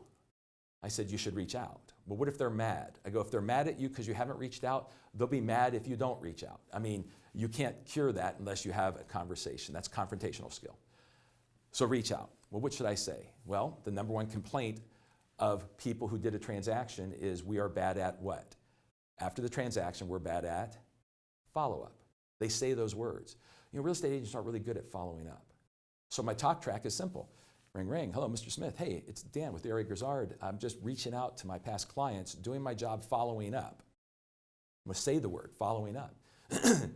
And how have you been? And they go, oh, thanks. And people that have done this, that follow this talk track, come back to me and say, people thank me for following up. I go, great. But now we can do the COVID approach. Where do they fit on this chart? Hey, folks, really the driving force for me calling is I'm just asking all my friends and past customers, you know, how has COVID affected you and your family this past year? And then listen. They'll share with you where they fall. We lost a loved one to COVID. They're going to be more on the paralyzed side. You know what? I just think it's terrible that they're on the more stupid side. I need to know where they are. Now, when I know where they are, I don't take a position. I'm not political. I'm not getting involved. All I'm doing is presenting solutions based on where they are. I can call every single person in my sphere, everyone I know, have done business with, kind of know, and by offering an empathetic question, I will be top of their mind when it comes to real estate. If I learn where they are in the chart and I find that they have a need, I will approach them with the right protocols and the right approach where they'll feel safe to do business with me. Huge, important part. Now, reactive. If I'm being reactive, this is waiting for things to happen, waiting for the opportunity to come, managing what comes to us. Now, I'm not trying to make reactive a bad word. Everybody in every industry does reactive things or passive approaches. I'm not saying that that's bad or wrong. I'm saying if all I have going on is reactive and I'm not proactive, I could be in trouble as the tide goes out. Why not cement my business, solidify my success while the tide's high and the money's flowing, so when the tide goes out, I'm the best positioned agent in the business. I also look at it as looking in the rearview mirror. If I'm managing what's in front of me, the deal's coming, and again, I had another agent say, I don't know if I can juggle any more buyers. Agent said that to me out in Colorado the other day. And I said, and the same thing, I asked, are you proactive or reactive? They said, I'm proactive. I don't think I can juggle any more buyers. I went, where are the buyers coming from? Well, lead gen. I said, so you're reactive. And they stopped and thought and went, God, I hadn't thought about that. We got to just make sure we're splitting some time there, folks. The second thing, I told you I had 3 key things I want you to think about. To succeed in 2021, my second quote, my second point is we are the doctor, they are the patient. Now, people always go, okay, what do you mean we are the doctor? Well, let's just take a quick look.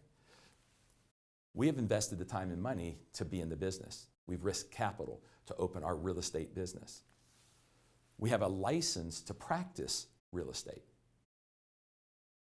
We take continuing education so we can maintain that license and stay on top of the industry changes, law changes, and things that are going on.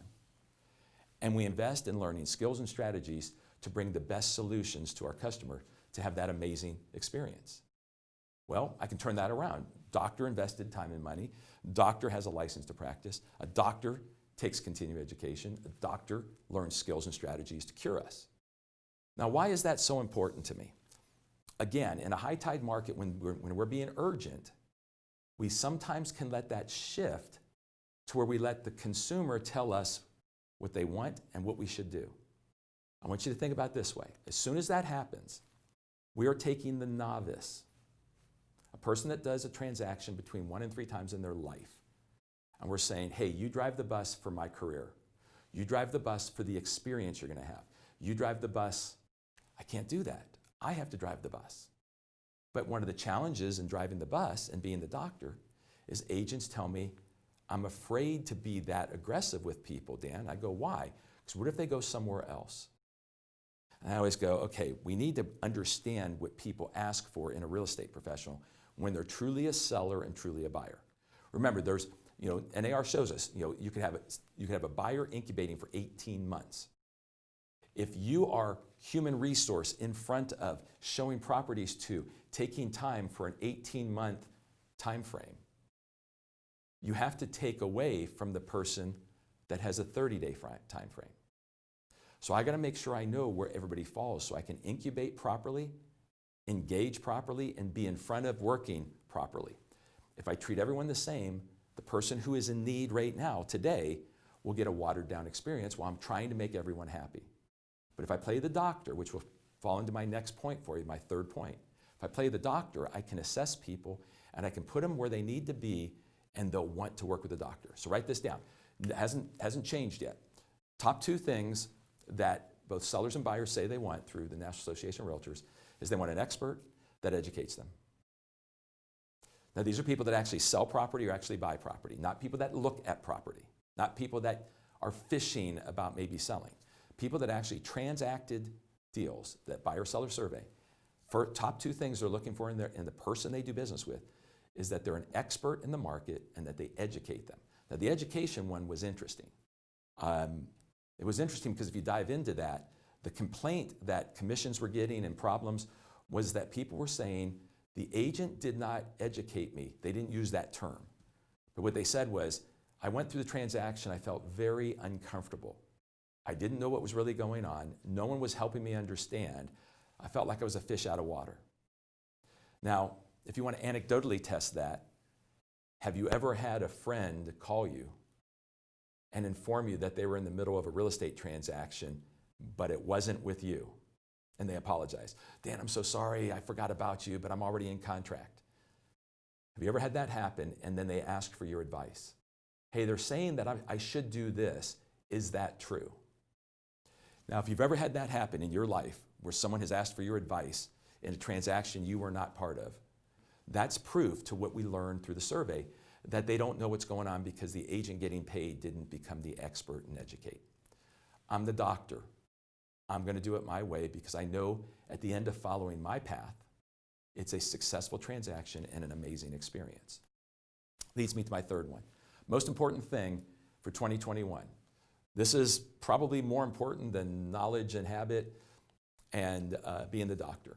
Most important thing is a professional appointment. Let me define that. Let's go full screen, buddy. Professional appointment for me boils down to this. It happens on my turf, following my agenda, and the person I'm working with has some skin in the game. You can come back to me, thank you. So what do I mean by that? On my turf means if I'm going to meet with somebody, I'm going to make sure that they meet where I want to meet. Let's just take the buyer side, for instance. Both a buyer and a looker wants to see the house.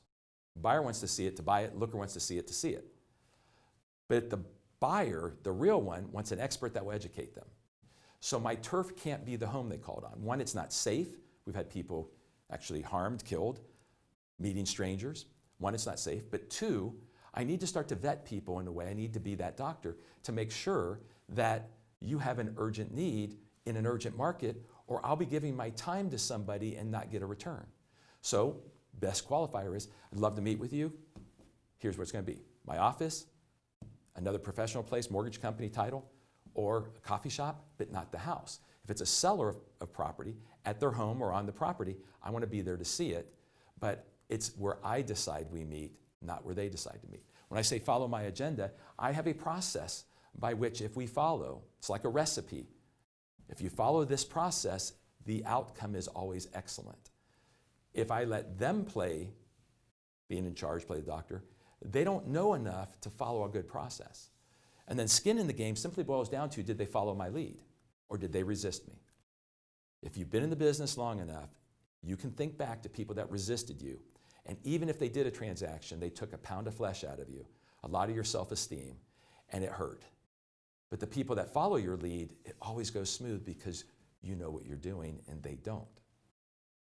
So when I have this appointment, the first thing, most important thing is discovering needs. Now I shared with you before, I want everyone I work with to be the hero. I want them to be the hero, not me. So it begins with asking questions. The who, what, where, why, how. Why are you selling? Where are you moving to? When do you need to be sold and closed? What will you do if the property doesn't sell in that time frame? Do you have a plan B? What's the most important thing you're looking for in the agent and company that you hire to represent you? What would it take for you to feel that I'm meeting that standard for you in working with you? Those are my seller questions. Then I just branch off of them. But I know their urgency, I know their desire from my performance. They've defined it for me. It's so easy to present to these people and win their business because I discovered needs. Now, whenever you get into buyers, same thing. Why are you purchasing a home in this market? Where? When do you need to be in the home, sold and closed? What's the most important thing about the home you're about to buy? See, I get into those. Now they're painting a picture. Long before I get into bedrooms, baths, square footage, price, I want to paint a picture. I want to know about them. They're the hero. Now, once I know about them, I can set expectations. This is the education part, guys. I can set expectations on the type of market. Mr. and Mrs. Buyer, you're coming into one of the hottest seller markets we've ever had. Do you understand what that means? Let me explain. I might ask the question, since you understand now how hot the market is and the community that you're looking in, inventory is gone in a day. It just is flying off the market. I need to ask, are you the type of person that can come with your highest and best offer first, or will you feel the need to have to negotiate?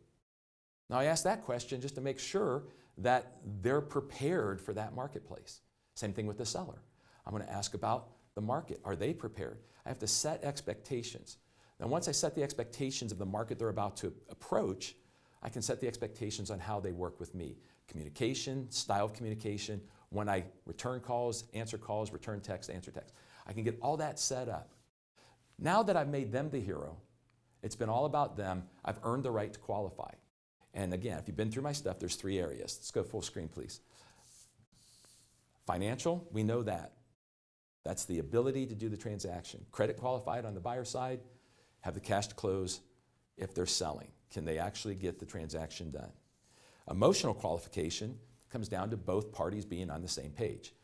Do both the people on the transaction agree on price, location, style, all those things? We've all had, if you've been in the business again, we've all had a time where we took the wife out or the partner out, and then the other person involved said, no, I don't like that house, after you found a house.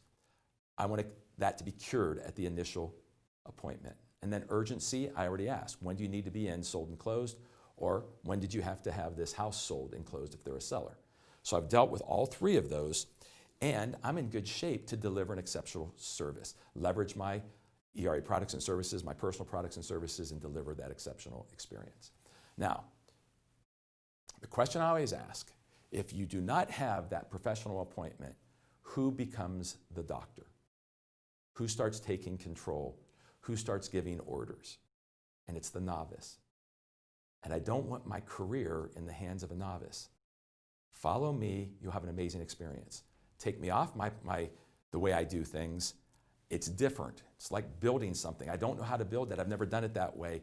And so there'll be misunderstanding and challenges, and that eats up time in a marketplace that we can have the greatest year we've ever had. Now, 2, getting inventory, winning differences.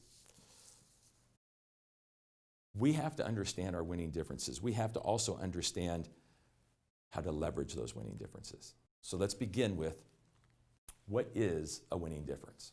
Okay? It becomes really simple. The winning differences for any company, any person competing in the marketplace, boils down to the why you exist. What is the why? But then it comes into the reason you are better than the competitor. What is that driving reason that you're better? And then, what is the differentiation you bring to the marketplace? When I can define and differentiate through service, products, technology, I give the consumer a reason to do business with me and a reason to pay me what I believe I'm worth. Now, where do we find these? Where do we get our winning differences? Well, simple. ERA provides a boatload. Again, most of you know I owned an ERA franchise here in Central Florida. I think it's the greatest products and service franchise out there.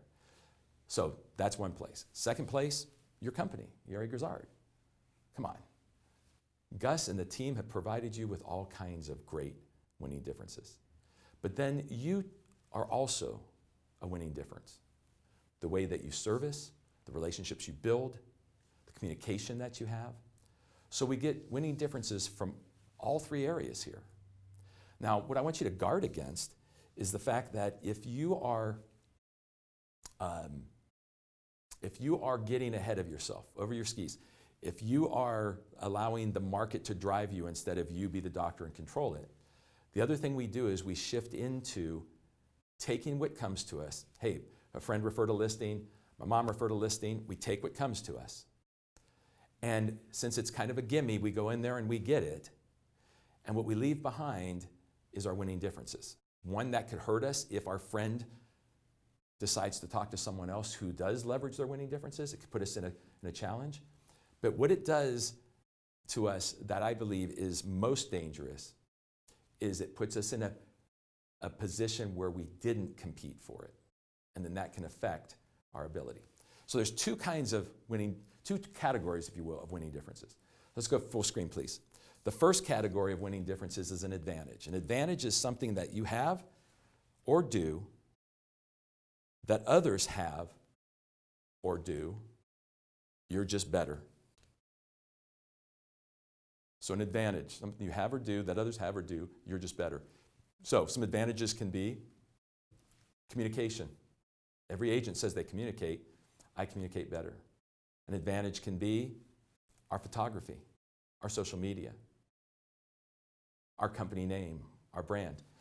Many, many people can say they have similar things, but ours is better. Now, for ours to be better, we have to understand it, be able to articulate it and leverage it, value proposition it. But there's a lot of things that others have that we can make really sing for us. Now, the second one is a uniqueness. And we'll go full screen with that one. Uniqueness, something you have or do that nobody else has and no one else does. Now, these are more difficult to come up with, but you have some uniquenesses in the marketplace if you position them and leverage them properly, and no one else can offer or talk about. So I really want you to be thinking about those things. Now, here's what I'm getting at. You know, when Gus and I were talking, we were talking about how this market, there is inventory out there, but it goes so quick we might not see it, fall for that myth. If I am going to start competing for inventory, that's not a gimme, that's not a referral. I've got to be able to compete. If I'm not using my winning differences, you become a commodity. So what's a commodity? Well, an apple is a commodity. Now, why is this bad? Because if we get put into if we're commoditized, the consumer will say, you know what? I can buy the apple next door for less. Why pay more for an apple? So if I don't bring my winning differences, if I don't make them the hero, if I don't discover, if I don't set the expectations and educate, and I don't then leverage my winning differences to solve problems, I could end up looking like, sounding like, and talking like the last person that they had. Why pay more for what you perceive as the same thing? We have to make sure that everybody sees a difference in doing business with us, so we're not commoditized. We're not put in the same bucket. We're not a vessel to sell a house. And right now, there are people that go to the market so hot, I don't need you. Well, yes, they do. They need us. I don't care how hot a market is. They need the professional to guide them through the process to make sure they're getting top dollar, that it's a smooth, easy transaction, that the time frames are hit. That's what the doctor does. So without winning differences, then how will you compete? So if you end up out there in a competitive situation, thinking it might have been a gimme, they might attack your commission. Because why pay more when you can get it for less if the perception is we're the same? So this is what we need to do. We have to have that tenacity to learn, understand, and leverage our winning differences. But I can't leverage my winning differences if I haven't had a professional appointment to discover needs. Now, you've heard me probably say this before. Some salespeople default into what's called feature dumping. Instead of presenting solutions to the problems they've discovered, they feature dump everything they have, trying to overwhelm, and they hit on 7 things that don't matter. And the consumer stopped listening when they got to the 3 things that counted. They go into what, remember I said polyphasic thinking, blah, blah, blah. They just stopped listening. But if I do the discovery right, and I know there's 3 things that are important to you, I can bring those 3 things, leverage them, and every single time the consumer will say, where have you been? This is exactly what we're looking for. I gotta make sure that I compete. I can't lose business coming into 2021. So, inventory is what it's all about. So how do I do this? How do I leverage these winning differences? Now, again, I'm going to start role-playing with myself some of this stuff for you. I really want you to understand and have example of what I'm talking about. Those of you who've been through my programs before, you've seen me do this. Hopefully you're still leveraging your winning differences, but if not, this will be a nice refresher for you. So, first thing we have to make sure we're leveraging, and Gus was speaking to it, is company marketing and support. Folks, I've been all over the world consulting with companies, and ERA Grizzard is, if not the best, one of the best companies that I've ever dealt with when it comes to the support and marketing services to the team. We have to make sure that we leverage them. One thing I share with my executives I coach is we can't have excuses. Every executive I work with, I always say, if we're going to be in a relationship, there's two things you can't blame. You can't blame the market or time for things not working right. Because everybody has the same market, everybody has the same amount of time. You just have to be better.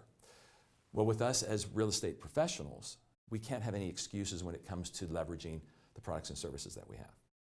I said this, again with Sherry, that if something works at 80%, the best of the best leverages the 80% and guards against the 20 that doesn't. The normal agent out there will go, that didn't work, and they'll use none of it. We've got to use what works for our business model that we can leverage to have the best opportunity, to find opportunity, to get those appointments and list that property. Then that comes into your company technology. Now,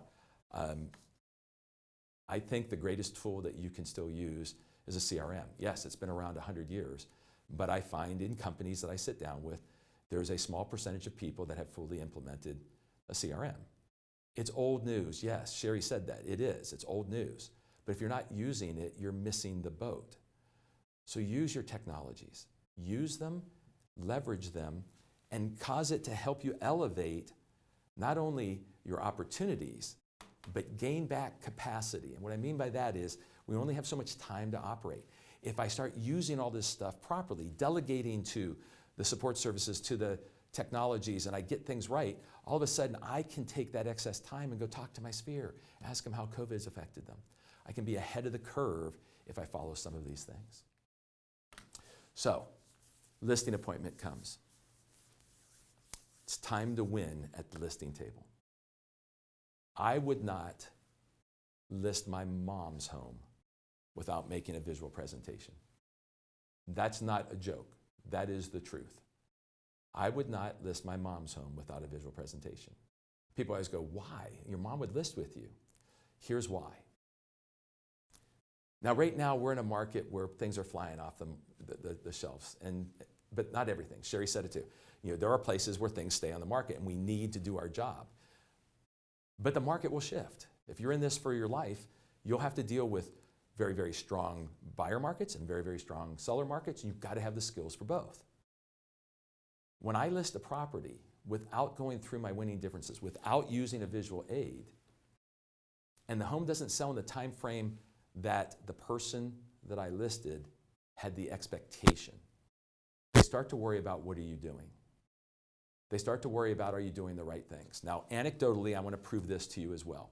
Those of you who've been in the business longer than a year, when we had some tough times and it took longer to sell things, did you ever get a call from a seller who recommended you did something, advertised, open house, did something?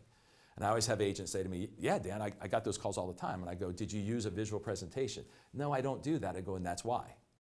85% of people are visual learners. I'm spending a moment in time in their house. I'm going to walk away, and they have the expectation of me selling the highest valued asset in their life. If they didn't hear, understand, and retain the amazing things I will do for them, they will start to fear that you're not doing anything, and they'll decide to give you direction. They'll become the doctor. Well, maybe you should hold an open house. My friend said that their house was, in the Wall Street Journal on the front page. Could we make that? All of a sudden we get these recommendations. Well, that's because we didn't provide the solutions for the challenges they were facing. Now, I am not a fan of feature dumping, so I'm going to be sure to understand my visual presentation and only use it to solve the problems I discovered, not make them sit through a long presentation. Let's go full screen. Guys, I knew about this program when it was first coming out because I was honored to get to do some technique work with Frank. This program is amazing.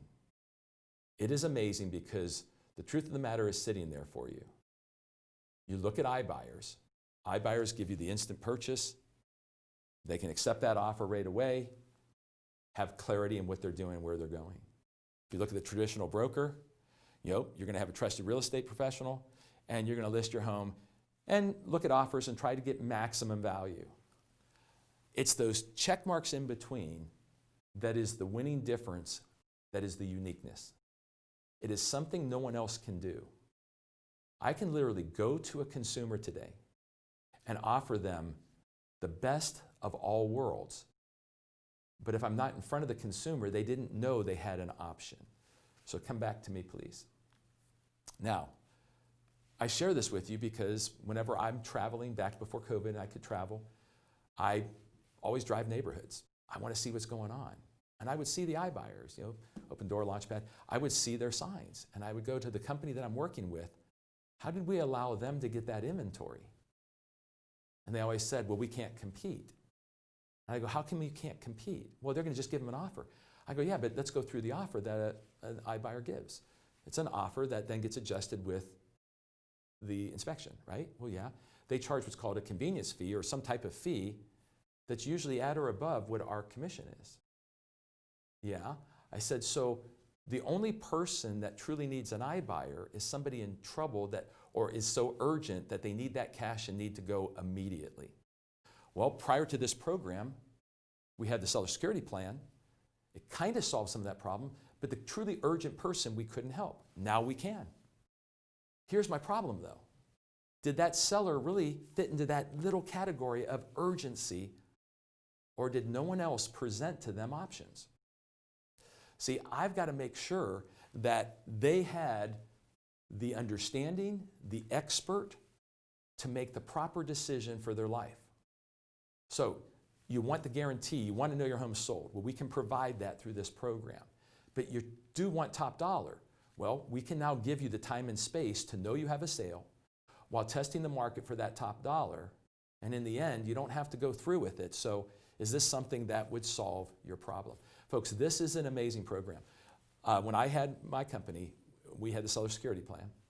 And back then, and I'm just trying to drive a point home, seller security plan was 210 days, not 6 months. Seller security plan had a lot more expenses in multiple appraisals that the seller had to pay for and inspections and things. On top of that, the seller had to agree to pay 2 3/4% on top of their commission. So whatever commission we charged, they had to agree to pay another 2 3/4%. I mean, that was a tough program.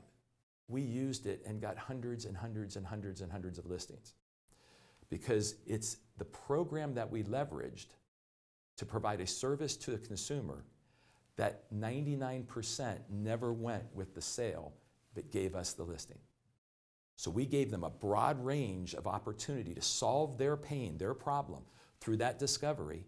And they went, this is a much better option than what we were considering. Let's just go full screen. I'm going to just role play across a couple of these. Home protection plan. You know, that's an advantage. Most people have a third-party protection plan. But do people know how to leverage it? See, I'm going to use it. If I have somebody that says their biggest concern is top dollar, I'm going to simply ask, if you were a buyer in a home that you were unfamiliar with, could you have a concern with something breaking down? Yeah. I said, would you want to have the feeling that you might have to reinvest in this property you just purchased? No. So in the end, would that stop you maybe from either purchasing that house, or could it cause you to maybe offer a little less? I would have that kind of conversation in the presentation. And if they went down the path, remember, not everyone goes down the path. If they went down the path of, I can see how that could be a problem, I'd probably have that concern. Well, if there was a way for your buyers to never have that concern, would you be interested? Yeah, boom. But Dan, everybody has a warranty, don't they? Yeah, but nobody uses it the way we do. No one leverages it to get you top dollar. It's usually an afterthought if the buyer wants it in the end. We're going to use it as a marketing tool to get you top dollar. Let's look at another one, seller security plan. I already told you about that. That gets me in the door, but we have the hybrid program, the other program that you guys have the uniqueness of having access to, that I can actually replace it with that program instead of talk about the seller security plan. Moving concierge. See, if I ask the right questions, everyone has pains, challenges, worries. If I ask the right questions, I might find out that they're concerned because they're more of an analytical personality or an amiable personality, and they're concerned about the process and all the things that need to get done. And I provide, if I could take care of that if there was a way that you wouldn't have to worry about that, would that make the move a little easier for you? Yeah, let me share with you our moving concierge. Boom, all of a sudden I'm bringing a solution again. This one, old technology, guys. But I keep hearing people when I bring up text ERA say to me, Dan, it doesn't work. I go, what do you mean it doesn't work? Come back to me on this one, please.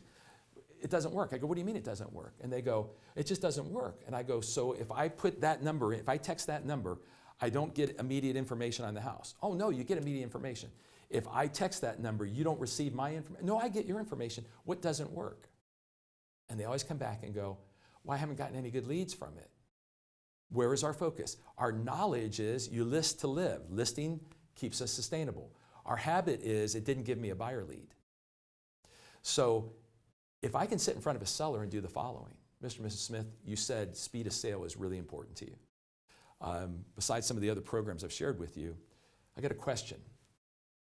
Could the perfect buyer for your home drive by your house because they work a weird shift at 3 in the morning? Well, yeah. Do you think they would be interested in knowing about your property? Yeah. So what we found is sometimes people drive by if there's no sign or no flyer, or they forgot the phone number, and voila, they forgot to even follow up, and there we just lost our best buyer. If there was a way that we could not only bring to that buyer information, but know who that buyer is at 3 in the morning, is that something you'd be interested in? Yeah. Well, it's all about our program Text ERA. See, we know some people don't want to engage and call and talk, or they're there at odd hours but still want information. So my next question is, how fast do you think the consumer wants information today? Instantaneously. Do you have a smartphone on you? Yes. Can you take it out? I use my sample Text ERA. I have them do the text, and like that, they get the information. I simply ask, do you think that's fast enough for today's consumer? God, yes. And I go, and by the way, I have your information now. If I can provide that type of speed to the buyer, knowing that I can follow up if they're the right buyer, may I have your listing? I can use every one of these in a way that differentiates me from the person that comes in, walks the house, says, you got some things to fix, here's a price. Beyond connections, social. Guys, all the cool social media things that ERA is bringing to bear for exposure, to create the opportunity for many people to know about the property in a simple, easy way. Again, how do we get homes sold?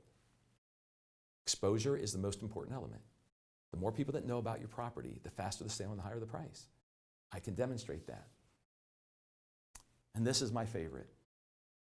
You're in Florida.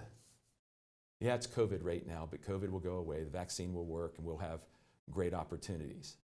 But even with COVID, how many people are trying to move to Florida right now?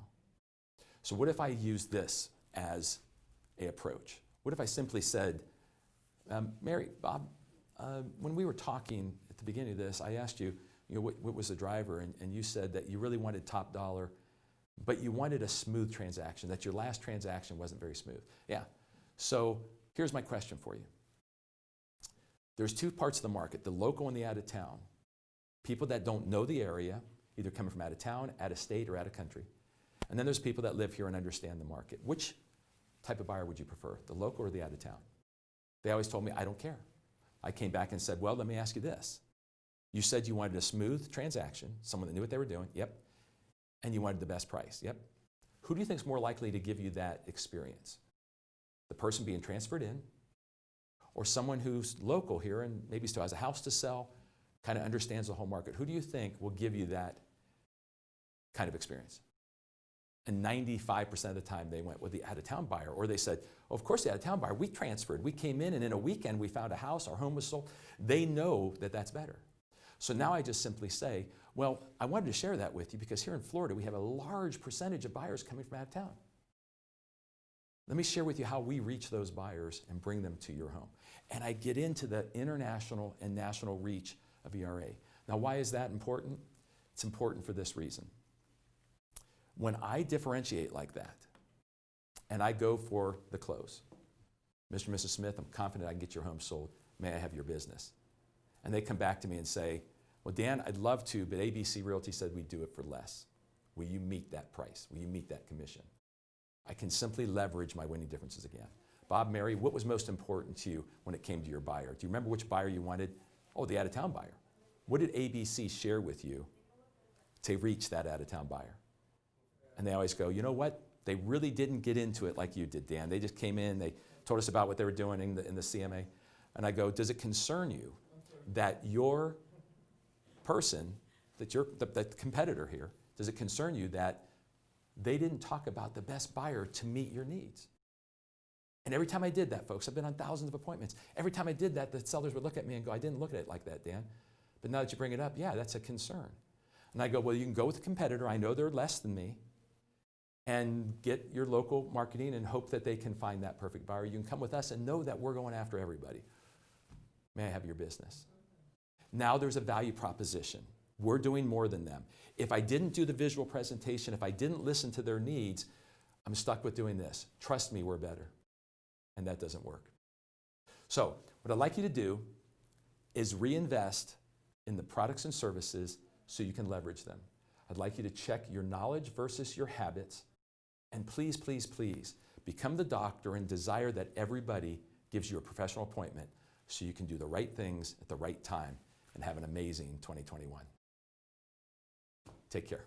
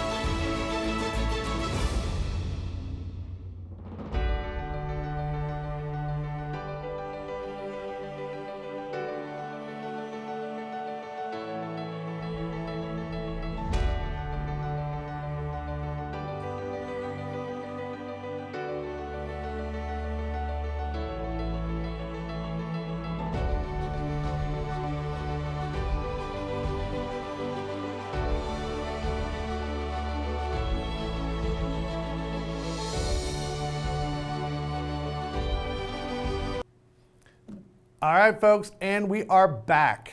Okay, so obviously I hope you have just a library of notes that you got from this gentleman. I mean, it was an honor to have him kind of sharing his insight, his views, and there's a lot that he presented, okay? So now you know what the vision is. It's listings. It's a 21% increase in listings. You've heard him talk about techniques and how to apply and why and how you kind of create that mindset.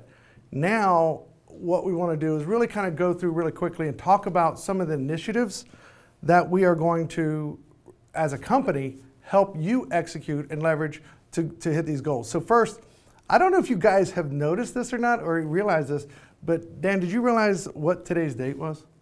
No. And again, I will take full credit on the fact that we planned this on today. Oh, gosh. But today's date is 1/21/21. You're amazing. I know. You are just amazing. Marketing mastermind. Thank you.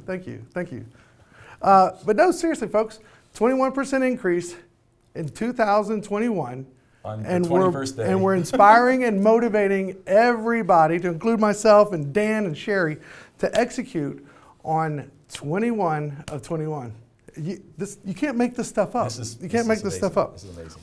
So what we're going to do is this year, I want to assure you that we're not going to be launching all these new technologies and things like that, a lot of marketing strategies. What we are doing this year is making sure that you know the tools and resources that you have at your disposal to make sure that you are hitting your own individual goals. So, you've heard us talk about this before. We have a lot, whether it be technology, whether it be marketing, whether it be support. The key is don't get overwhelmed with everything that's out there. Okay? It's important that you pick 1-2 things and master it. Be consistent at it. Wouldn't you agree? Totally. Less is more. I think that's another thing to think of. I think, yeah. I mean, if you try to do, you're okay at multiple things, you won't get anything accomplished. or at least not as much as if you execute and execute at the highest degree with certain things. So what we are doing now is we're going to highlight some tools, resources, technology, marketing, whatever you want to call it, that we as a company will help drive adoption rate, a deeper understanding, so you can be more consistent at it. The big thing for me is RealSure. Yes. Now, when we think about listings, Dan, and we think about, oh, we're losing listings to all these disruptors and all these different things. Folks, I'm going to tell you right now, RealSure is that tool that will start conversations and really level the playing field, don't you think? Well, I said in the keynote, we only had, when I had the franchise seller security plan, it was much harder, it was much more expensive, but we made it work. When I saw this come out, I was salivating. I mean, if the things we can do with this, for example, Gus, people know iBuyers are in the market now. Mm-hmm. They have saturated the market with advertising, their websites, so people know they exist. Yep. So it's a conversation I should have with you. I'm not going to pretend like they're not there. Knowing I have this program, RealSure, I can actually ask this question. I'm talking to someone. Hey, are you aware of or have you looked at any iBuyers in the marketplace here? And if they go, what's an iBuyer? Okay, I get to educate. I'm an expert in the market. If they go, yeah, actually we did take a look at that. Voila, now I know that they had a consideration.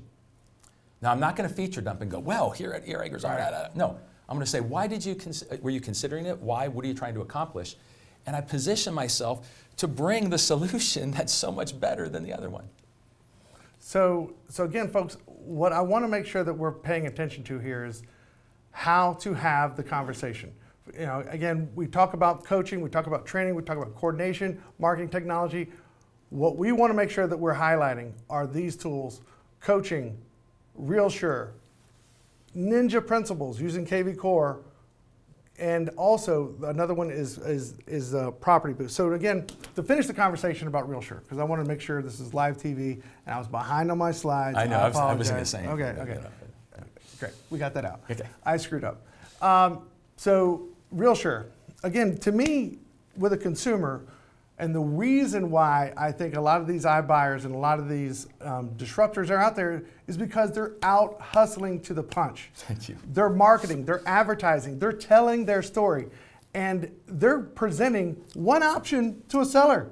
One option. Okay, I want to comment on that right there. Folks, the other thing that I want you to see, we talked about Zillow a little earlier. Right. Zillow became an iBuyer in a lot of markets. Mm-hmm. People go, oh, Zillow became an iBuyer. I go, folks, Zillow is smart. They didn't become an iBuyer to buy houses. They became an iBuyer to get leads, but not of buyers anymore. They saw that their business model was shifting, mm-hmm. and so they said, we need sellers. Let's go buy houses. I think they admit to only buying less than 2% of the homes that they engage in. So that means 98% of those inquiries they now have to sell back to the marketplace. I don't know about you guys, but I am tired of hearing all of the transactions that, whether it be whatever iBuyer, Knock, Open Door, OfferPad, Zillow, when they tout all these numbers, folks, they're telling their story louder, more consistent, and there's a unique call to action. Here's the thing, and again, I want to drive this home. If you aren't familiar with RealSure and how to form a conversation and create a real unique difference between what you offer and these technology companies, these are not brokerages, these are technology companies that are dabbling in brokerage. Okay. Tell your story. Here's the difference that you got to make sure you understand. You can take an offer with you on the marketing presentation. That offer is good for 45 days. You can put that offer on a shelf, let me put my marketing plan to action and really see what the market can bear with this platform. And if at the end of 45 days, you can still take that offer. What that creates is options. Okay. Options. Two things then. There's the mechanics of the program. If you're not comfortable with them, you will not use it. Get comfortable with them. Then there's the leveraging of it. So I can bring that offer. Now, if I bring that offer and just assume everybody will be interested in an instant offer, I'm making a mistake again. I have to do my duty of discovery. But if they think an offer is something, I could say, so if I could provide you an offer today, is that something you'd be interested in? I can't just treat everybody the same. I have to be ready, understand all my tools, and then come in and do that discovery. A very good friend of mine has the saying, treatment before diagnosis is malpractice. We have to make sure that we diagnose first before we treat. And these programs give you so many different avenues, but think of it in two. One is the hard work of learning the mechanics, and then the other is, what do I start to ask, say, do, so I can bring it to the forefront. Yeah, to me, it goes back to what you shared with me earlier. It's like there are two types of people. There are hunters, there are skinners.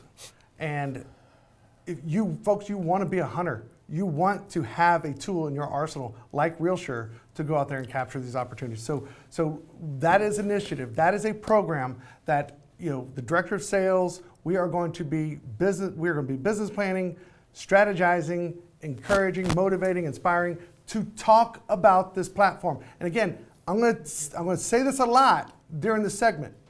Quit thinking about it and actually do it. Okay. And do it consistently. Okay, here's the thing, another thing, because I know this program We're going to get. Sorry. I know this program, you know, because we did Social Security Plan, which was much more complex than this in the beginning.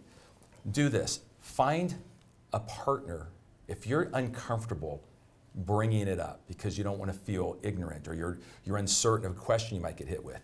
Find someone that is comfortable with it. What we did in our company to get better at that program was we got people expert at it and we started to share. You guys are an amazing company. Share with each other. Go out on appointments together. Go, hey Gus, I've got this opportunity for RealSure, but I'm uncomfortable with it. Once you do it once or twice and you see the customer light up, it will become an incredible program that you use all the time. Don't let fear, don't let uncertainty stop you from pulling the trigger and using the program. And this actually leads me into another tool, resource that I really want to make sure I encourage, motivate, and inspire you to take advantage of, and that is our Real Coaching platform, okay? This is a program that we launched last year, and it is absolutely having huge success. And here's the thing, it's not necessarily, kind of like what Dan was saying, is it's not rocket science. You know a lot of the stuff that it is, but it creates accountability for execution. So really reach out to your director of sales and make sure that you are aware exactly how our Real Coaching program works and use it. Okay, if you coaching, if you guys have opportunity at coaching and accountability, I'm gonna give you just two thoughts on that. One, I told you what one of my three things is in my keynote. Our habits are stronger than our knowledge. A coach helps you identify where your knowledge is out of alignment with your habits. So you can start making those adjustments, that's number one. But number two, the biggest downfall of accountability is the person in coaching overshooting their ability in the beginning. It becomes a negative experience instead of a positive one. I always like to say, I'd rather you have a small goal and beat it than put a goal out there that you think you should have and fail. Right. So when you engage with a coach at any time, start small, baby steps. Blow it away. You create that habit of success. You create this cycle of success in your mind. Confidence. And confidence, instead of, oh gosh, I got to go see Gus, I still didn't do what I said. No, keep it simple, keep it small, and then grow on it, and it becomes another habit in you that you'll be just killing it. But coaching is so critical. Take action, take action. Another resource that we are really going to be focusing on this year, and again, we talked a lot about it already this morning, is database management, sphere of influence, customers, relationships, and KV Core. Now I'm going to highlight, as you know, KV Core, it has a laundry list of resources, support, and advantages, but here's one in particular that I want to really make sure that I highlight here, because Property Boost, I have seen the value of what Property Boost through KV Core performs.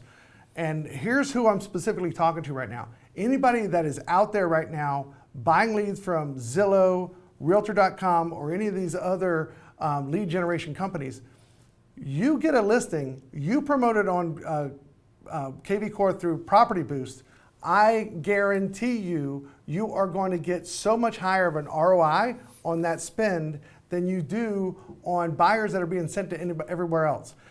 Property Boost is that tool and resource for the listings that you get. Now I'm going to take a quick second here.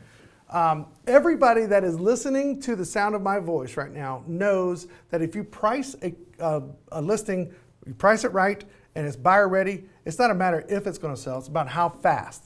And days on the market are really low. And Dan, there's so many agents out there right now that are in this tragic mindset of, I don't need to do professional photos, I don't need to do a Matterport, or I don't need to do Property Boost because it's going to sell. I want you right now to make the conscious decision that you will never have that enter your mind again, because guess what? That listing that you get right now today and all of the marketing that you put in and around it is your marketing tool to generate future More business. You want raving fans, folks. You don't want to treat somebody differently because the market's hot. What you're basically saying, you're dumbing down the value that you have because the market's taking care of you. I want to elevate my services. I want to make it, again, you can't be commoditized. I do not want to ever put myself in the position that somebody else will just undercut me and cause the person to think twice because I brought nothing else to the table, but yeah, I can manage this transaction. Market's hot, how fast do you want this to go? No. Folks, there's a lot of things involved in a hot market. You know, some people aren't getting top dollar because they don't know how to negotiate that. They don't know how to position the property. Some people are getting a buyer that then falls through, and then that's bad for you. There are so many things that you need our services for to make sure that this market is your best market. I'm going to talk about things that the other people aren't. I'm going to provide those services and those visual aids that other people aren't, because that's how you create a raving fan. Whoa, I now go down to my mailbox and Gus says to me, hey, you listed with Eric Grizzard, how's that going? I go, you won't believe it. They've got this thing, it's property, they got this, they got, and I start just sharing with the other person who then shares with another. Remember, more than half our business comes from that. How many agents or sellers out there that, you know, when see whether it be promoted on social media and they see a Matterport tour, professional photos or videos or this, that, and other, how many sellers out there, when they see that stuff on social media or in mailings and things like that, they're like, damn, my agent didn't do anything close to that. So folks, don't make the mistake of thinking you don't have to invest in marketing and promoting your listings. Let's talk about investment a second. Guys, I've been in this business 33 years. The investment you make today, 33 years. Oh, quiet. The investment you make in today's world compared to what we had to spend to get exposure in the old days. Why are you looking at me when you say old days? All right, keep going. You're not just taller than me, you're almost my age. So. All right. No, but the differential is so small. The commissions are there for you. Spending a little bit of money to not only just make the deal go, but to what Gus said, to generate more opportunity is so critical. I mean, when you go, I travel all over the world now. I will look at the best of the best in every market, and they have a system down pat. They are the doctor. They follow that system. They don't let anybody take them off that system. They tell everyone they work with, I have put this together, this will work, let me do my job. That's how you become sustainable. That's how you become dominant in the marketplace, good, bad, indifferent market. Yep. So these are resources. This is not the last time you're going to hear it. And again, make sure you make a note of the coaching, leveraging RealSure to really have meaningful conversations that differentiate you from anybody else, and get a good, working, consistent knowledge of KV Core, particularly Property Boost, okay? And then obviously the foundation of all of that are ninja principles that we launched and really leveraged last year when it comes to relationships. That's going to be the cornerstone of it all. So I'm excited about that. And again, make the conscious decision to execute. All right, so now here's a little, can we go full screen for this really quick for a second? Here is a project that I've been personally working on over the last several months, and I've talked to several of you. We have created monthly reporting that we are going to generate and automate these emails and scorecards to you every single month. Now, what's going to be in these scorecards are things like your production. How is the production and how it compares to the same time period last year? Things like active listings. How are your listings compared to same time period last year? Transactional data, pending sales, company generated business. And again, this is one that I'm going to make sure that I really emphasize on. Now let's pan back out because I want them to see me when I talk about this, okay? There are so many people out there, and again, top performers that are so focused on just putting their head down and slinging it as hard as they possibly can. And they have no idea how they're going with their goals. Are they doing better? Are they doing worse? Are there small little adjustments to their business? Our two main focuses for you this year are going to be Very simple. It's not going to be a transaction count goal. It's not going to be a sales volume goal. Our goal is going to be your income goal that you share with us, because that is going to be our measure of success as to how we present our value to you. One is your income goal, and then number two is your listing goal. Now, you might ask me, so ask me, why are you tracking their listing goal? Why are you tracking their listing goal? You know, that's a great question, Dan. I'm going to tell you why. Because here's the thing. You have an income goal, but if you don't have the quality of life and the time off to really enjoy that, why are you working so hard if you can't enjoy it? So if you have a listing goal, it will give you the time back to where you can absolutely take the 3 vacations off, reinvest that into other parts of your life that you will find value in, okay? And it'll make it sustainable. Well, you're giving them key metrics, which is awesome. Key metrics help you be more profitable, work smarter, not harder, be more profitable. I like the last one, the cancellation. I mean, all that needs to be monitored because, again, putting your nose to the stone and running, yeah, you'll get a lift. But if you can be smart about it. Now, to what he was just saying about inventory, listing inventory and having a life comes down to, and I've asked these questions of you before, what are the benefits if I'm a listing agent? You know, well, 1, I control my time. I can decide when we're going to meet, how we're going to follow up. 2, I could double dip a deal. Mm-hmm. By the way, I always like to ask, you know, have you ever double dipped a deal? And everybody raises their hand, and I go, in that scenario, did you ever argue with the selling agent? And everybody always laughs. And I go, think of the capacity lost and drained because you have to fight with somebody else. So there's another one. Third one, constant exposure to the marketplace. You get to leverage that listing. Just listed, just sold, open house, all kinds of leverage to the marketplace. 4th, paid vacation.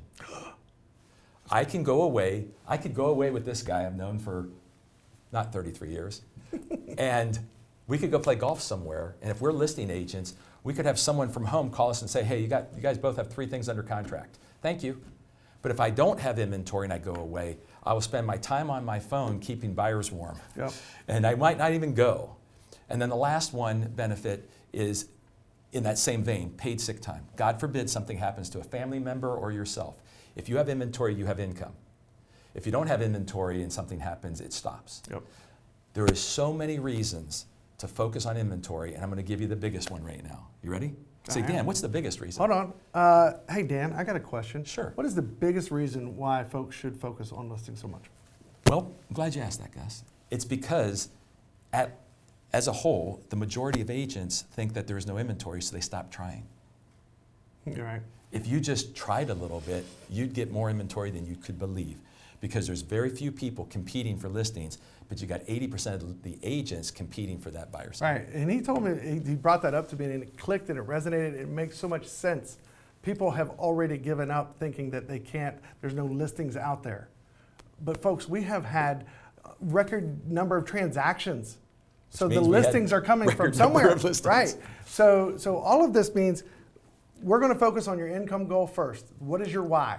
And we're going to make sure that you hit that why and the financial benefit of that, but we're also going to ensure that you have the time, the quality of life to enjoy that. Now, again, talking about the cancellation, that is a big metric that I think a lot of people just don't even pay attention to.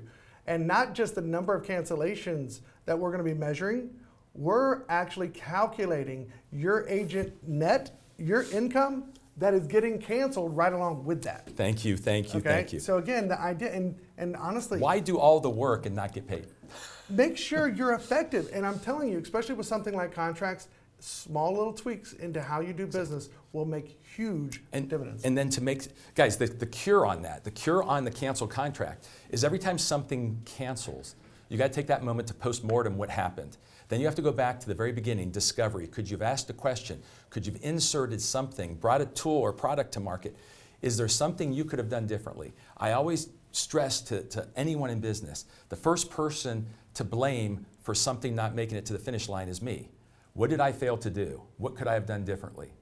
And when you start to make those adjustments, that cancellation ratio comes down, and now you're getting paid for that effort instead of losing that opportunity. That's right. So these are all metrics, folks. And the overall strategy here is is to keep you focused on working on your business instead of your head down, slinging it as hard as you can. And you might feel like you're being successful, but with your head down like this, you might not see that brick wall coming really quick, okay? So that's one of the things that we're rolling out this year that I think you're going to see a lot of value in. So let's go full screen with this really quick, because this is something that I'm super excited to bring back too. Now, if you guys remember, last year we rolled out the new role of Director of Agent Development. And we maintained Director of Sales on a regional basis.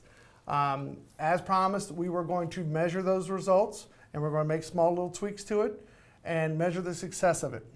We had really good success with that role, where we had somebody dedicated to engaging you, developing your business, and retaining you, making sure you're leveraging tools and resources.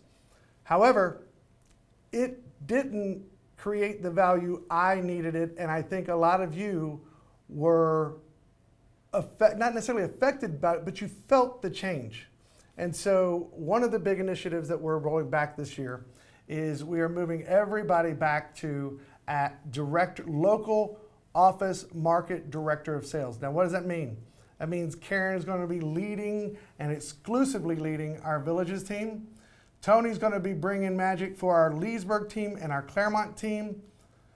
Lisa is going to be exclusively focused on Mount Dora and all of our team members within that market. Amber, you got Orlando, and I'm super excited to see your leadership continue to grow, expand for that team. And Beverly, you're going to keep bringing the heat in our Region 3, which is DeLand and Daytona. So what that means is that we're bringing back that local office level advocate connector. And again, let's move back out. I want to kind of connect with these folks for a second. I know real estate is a relationship business. And even though you might not walk into a manager's office or with a problem or a challenge or celebrating or this, that, and whether, I think it's extremely important to have that center of gravity to each of our markets. And so that's why we are moving back towards the office level director of sales role. Now, here's another thing that we will be reinstituting with this change. Every single one of our offices is going to have very specific listing goals, contract goals, and closing goals. And we are going to celebrate those goals as we achieve them as a market, as an office. We're going to celebrate those successes. We are going to motivate each other to really execute all the things that we talked about. So awesome. I think a lot of us, even our management, this is something that I think is going to be a real positive for as we move into the year. So anything else about the initiatives and things like that before we break up? One last thing, guys. There's a lot of stuff that you have access to. Remember the elephant, one bite at a time. Less is more. It's better that you master 2 of these things than kind of know all of them. So decide what fits your business model, decide the direction you're going, the goals you've set for yourself, and then use the right tools and products and go out and execute. It's what it's all about. Dan, appreciate it. Thank you. All right, guys, we're going to take a quick second, and when we come back, we're going to do our company-wide awards, and then we're going to wrap this thing up and start really kicking it in 2021. We'll be right back.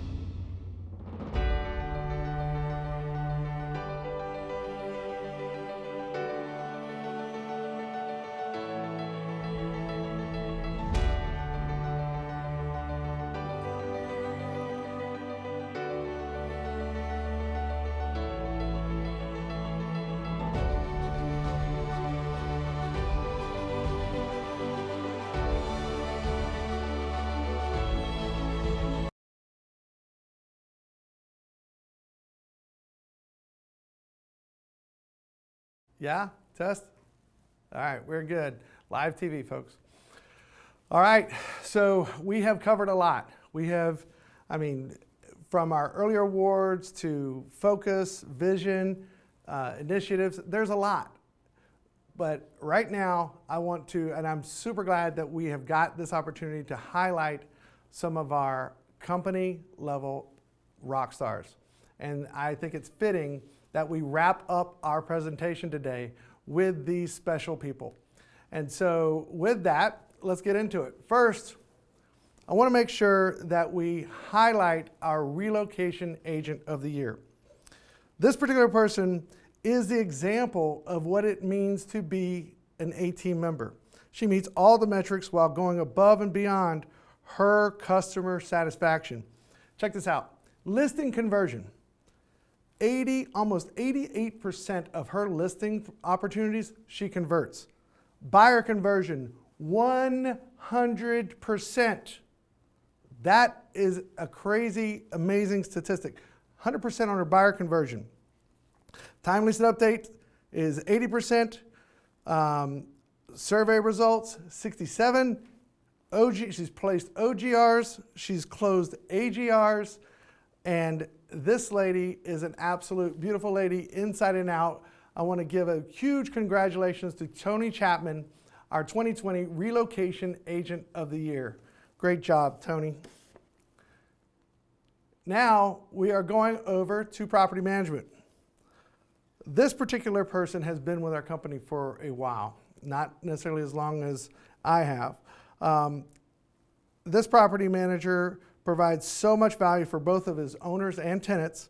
He makes sure that everything is perfect, regardless if they're an owner or they're a tenant. He goes over and beyond what's expected. He always answers his calls, never gets complaints, pays attention to detail, and is constantly focused on growing his business. Last year, he increased his portfolio by over 17%, consistently maintains a delinquency rate. Remember we talked about the significance of delinquency rate in a market like this of below 4%. And I want to give a big congratulations to Glenn Cowham, our Property Manager of the Year for 2020. Great job, brother. Now, we're going into our Top Residential Sales Team Award. This particular team, agents are more than willing to help others. And here's the thing, and when I mean others, I mean people outside of their team, whether it be a staff person or fellow agent. They're consistently prospecting and going the distance for their customers, leveraging tools, resources to meet their goals. Shining example of team culture, and I truly mean that, shining example of team culture. And I alluded to this earlier, is that they create a plan and they execute the plan. There's accountability to be on the team and what is going to be a product of that. And so congratulations to Mo Khan and his Iron Gate team for closing over $33 million in sales volume. Congratulations, Mo, Aftab, Z, Philip, Ernani, Samantha, and Rachel. Congratulations, you guys are an amazing team and an even more amazing asset to our company. Thank you guys for everything. Great job, Mo. Seriously, brother, you're a leader and an inspiration, not just in the profession, but also as a human being, and I thank you for that. So we are going to now talk about the top producer for the entire company. I don't think it's any surprise that this particular is such a successful realtor who is so dedicated to her home buyers and sellers. Both while being such a success in her business, she always prioritizes giving back to the community she proudly serves. She's been named top real estate agent in the nation and also donates financially by giving her time to others. She supports a number of organizations in the community and is truly passionate about giving back to Lake County. And again, here's one other thing that I'll make sure that I note here. Loretta Mamoni, when she takes a listing, when she has a buyer, and that is not coming up, her picture, there you go. 87 units sold, over $25 million in sales volume. Loretta Mamoni is about as consistent and thorough, and what makes her such a success is she doesn't focus on the transaction, she focuses on the person. And she's authentic and she's real, and I love her to death. Congratulations for your success last year, my dear. Now we are going to go to Rookie of the Year. Now, again, just for the statistics and make sure you understand the criteria here, the Rookie of the Year is 2020 is the first full entire year that this person has been in real estate. And she joined our team fully embracing all that we had to offer. Every time you see her, she's got a smile on her face and just willing to help her, not just clients, but her peers as well. Started growing her business from the very beginning with tools such as Sphere postcards, and she implements ninja principles consistently in her business. Represents what it means to be an ERA agent.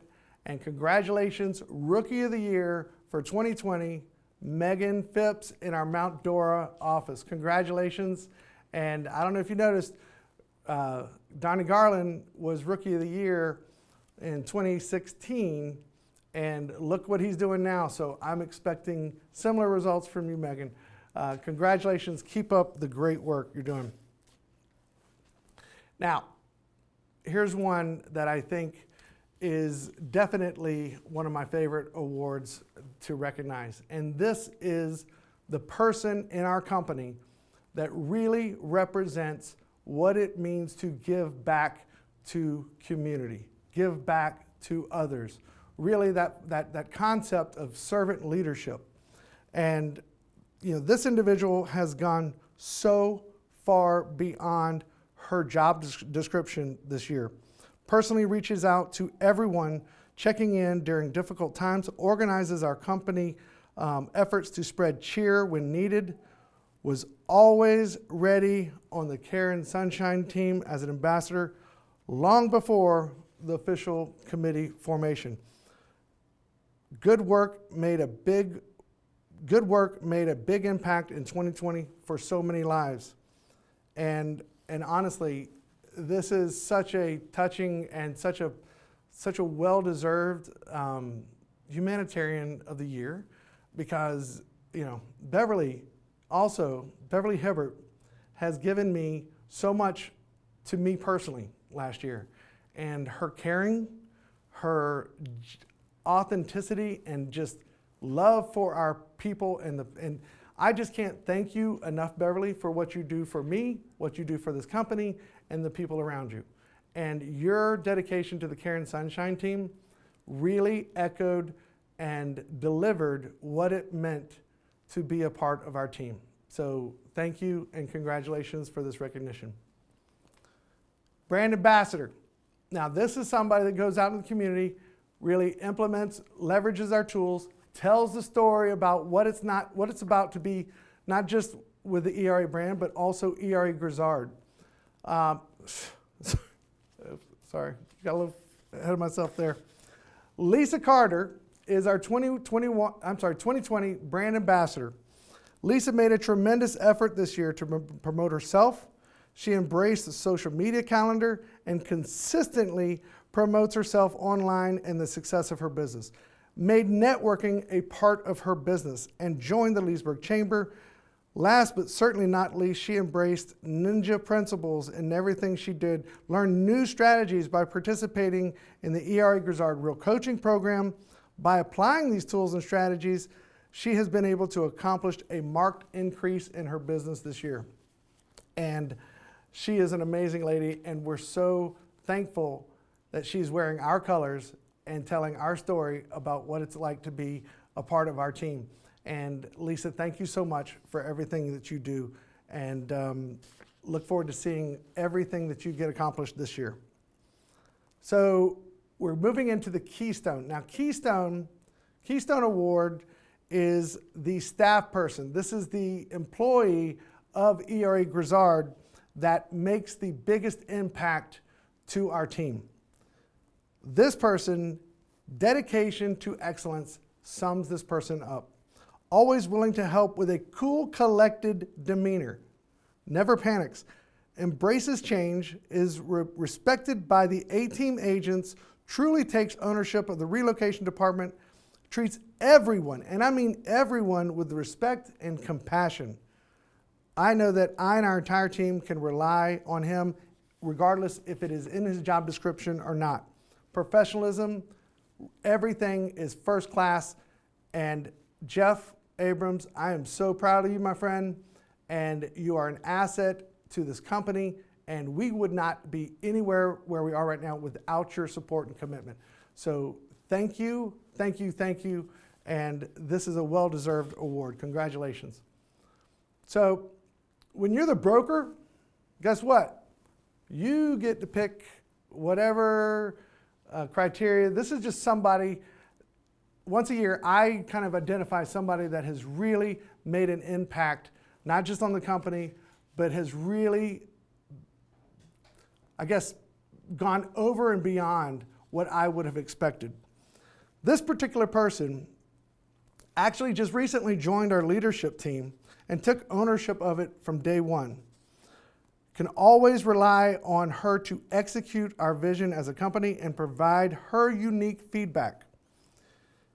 She fosters an atmosphere of collaboration and is always there for her agents. She's a fantastic leader who engages her office and is committed to innovation and goes above and beyond for everybody involved. And she just rubbed it in my face because we had like a little competition who would be able to pass the real estate instructors course the first. And of course, Lisa Jones, our Broker Choice Award winner for 2020, lit it up and absolutely just recently got licensed as a real estate instructor. And that's going to be just another value proposition that we're going to be able to offer her, and she's going to be leading the way with it. So Lisa, I can't thank you enough for how you have really, truly blossomed in this leadership role. So now we come to our final award, and this is Agent of the Year. Okay, so despite the difficulties in 2020, this particular person was a true team player who was focused on her business. Every single Zoom meeting, training, she was a constant presence, and I drew motivation and inspiration from that. Every single meeting, every single training, she was there. Used our tools and resources to grow her business and increased her listings tremendously year over year. She's not only worked hard for her well-deserved success, but she is such a positive influence in adapting what it truly means to be part of our culture and our team. She's a shining example of what it means to be Agent of the Year. And she's got a beautiful smile, and I'm telling, from a personal perspective, these Zoom meetings, even though it was scary, it was concerning, and everybody was looking for security and connection, every single morning when I logged on, I saw Linda Lee sitting there smiling at me, and it gave me such comfort and grace. And Linda, I am so proud of what you got accomplished this year, and you are just an amazing person, beautiful inside and out, and you are a true asset to our company, and I thank you on behalf of myself and our entire company. Congratulations on being Agent of the Year. So great job. So now, folks, we have a lot of stuff that we covered today. Now, what are we going to do now? If you are an award winner and you want to get, now obviously we don't have the backdrop with us and all this different stuff, I will be having my own little traveling circus of backdrop lights and things like that. And we're going to be circulating through the offices over the next several weeks. And so look out for a calendar invite. If you're an award winner and you would like to get a picture with me, with your award, backdrop, all that stuff from for promotion and marketing, stuff like that, keep an eye out for the announcements and the calendar invite. And I think, is that pretty much the extent of it? Now, folks, we couldn't be together. I hope you have enjoyed this presentation. I wish all of you guys could be here, but you know what? Big thank you to Sherry Chris. Huge thank you to Dan Elzer. And Heather, can you really just, Heather Flack, her team, behind the scenes. Buddy, you're amazing. You're a wizard. Thank you, everybody that went into putting this presentation on, and particularly you, the agent, the shareholder, the stakeholder of this company. This is who we are. This is what we're going to get accomplished this year. So I hope everybody is ready for this. We're going to give a huge, big, thundering, I got to undo my jacket because this is going to be a big one. Dan, you want to come out here? Come on, let's give him a big, thundering Team ERA. All right, we're going to bring it in. Oh, hey, Dan, good to see you. All right, you guys ready? All right, ready? Team ERA! All right, guys, thank you so much for tuning in, and we will see you later.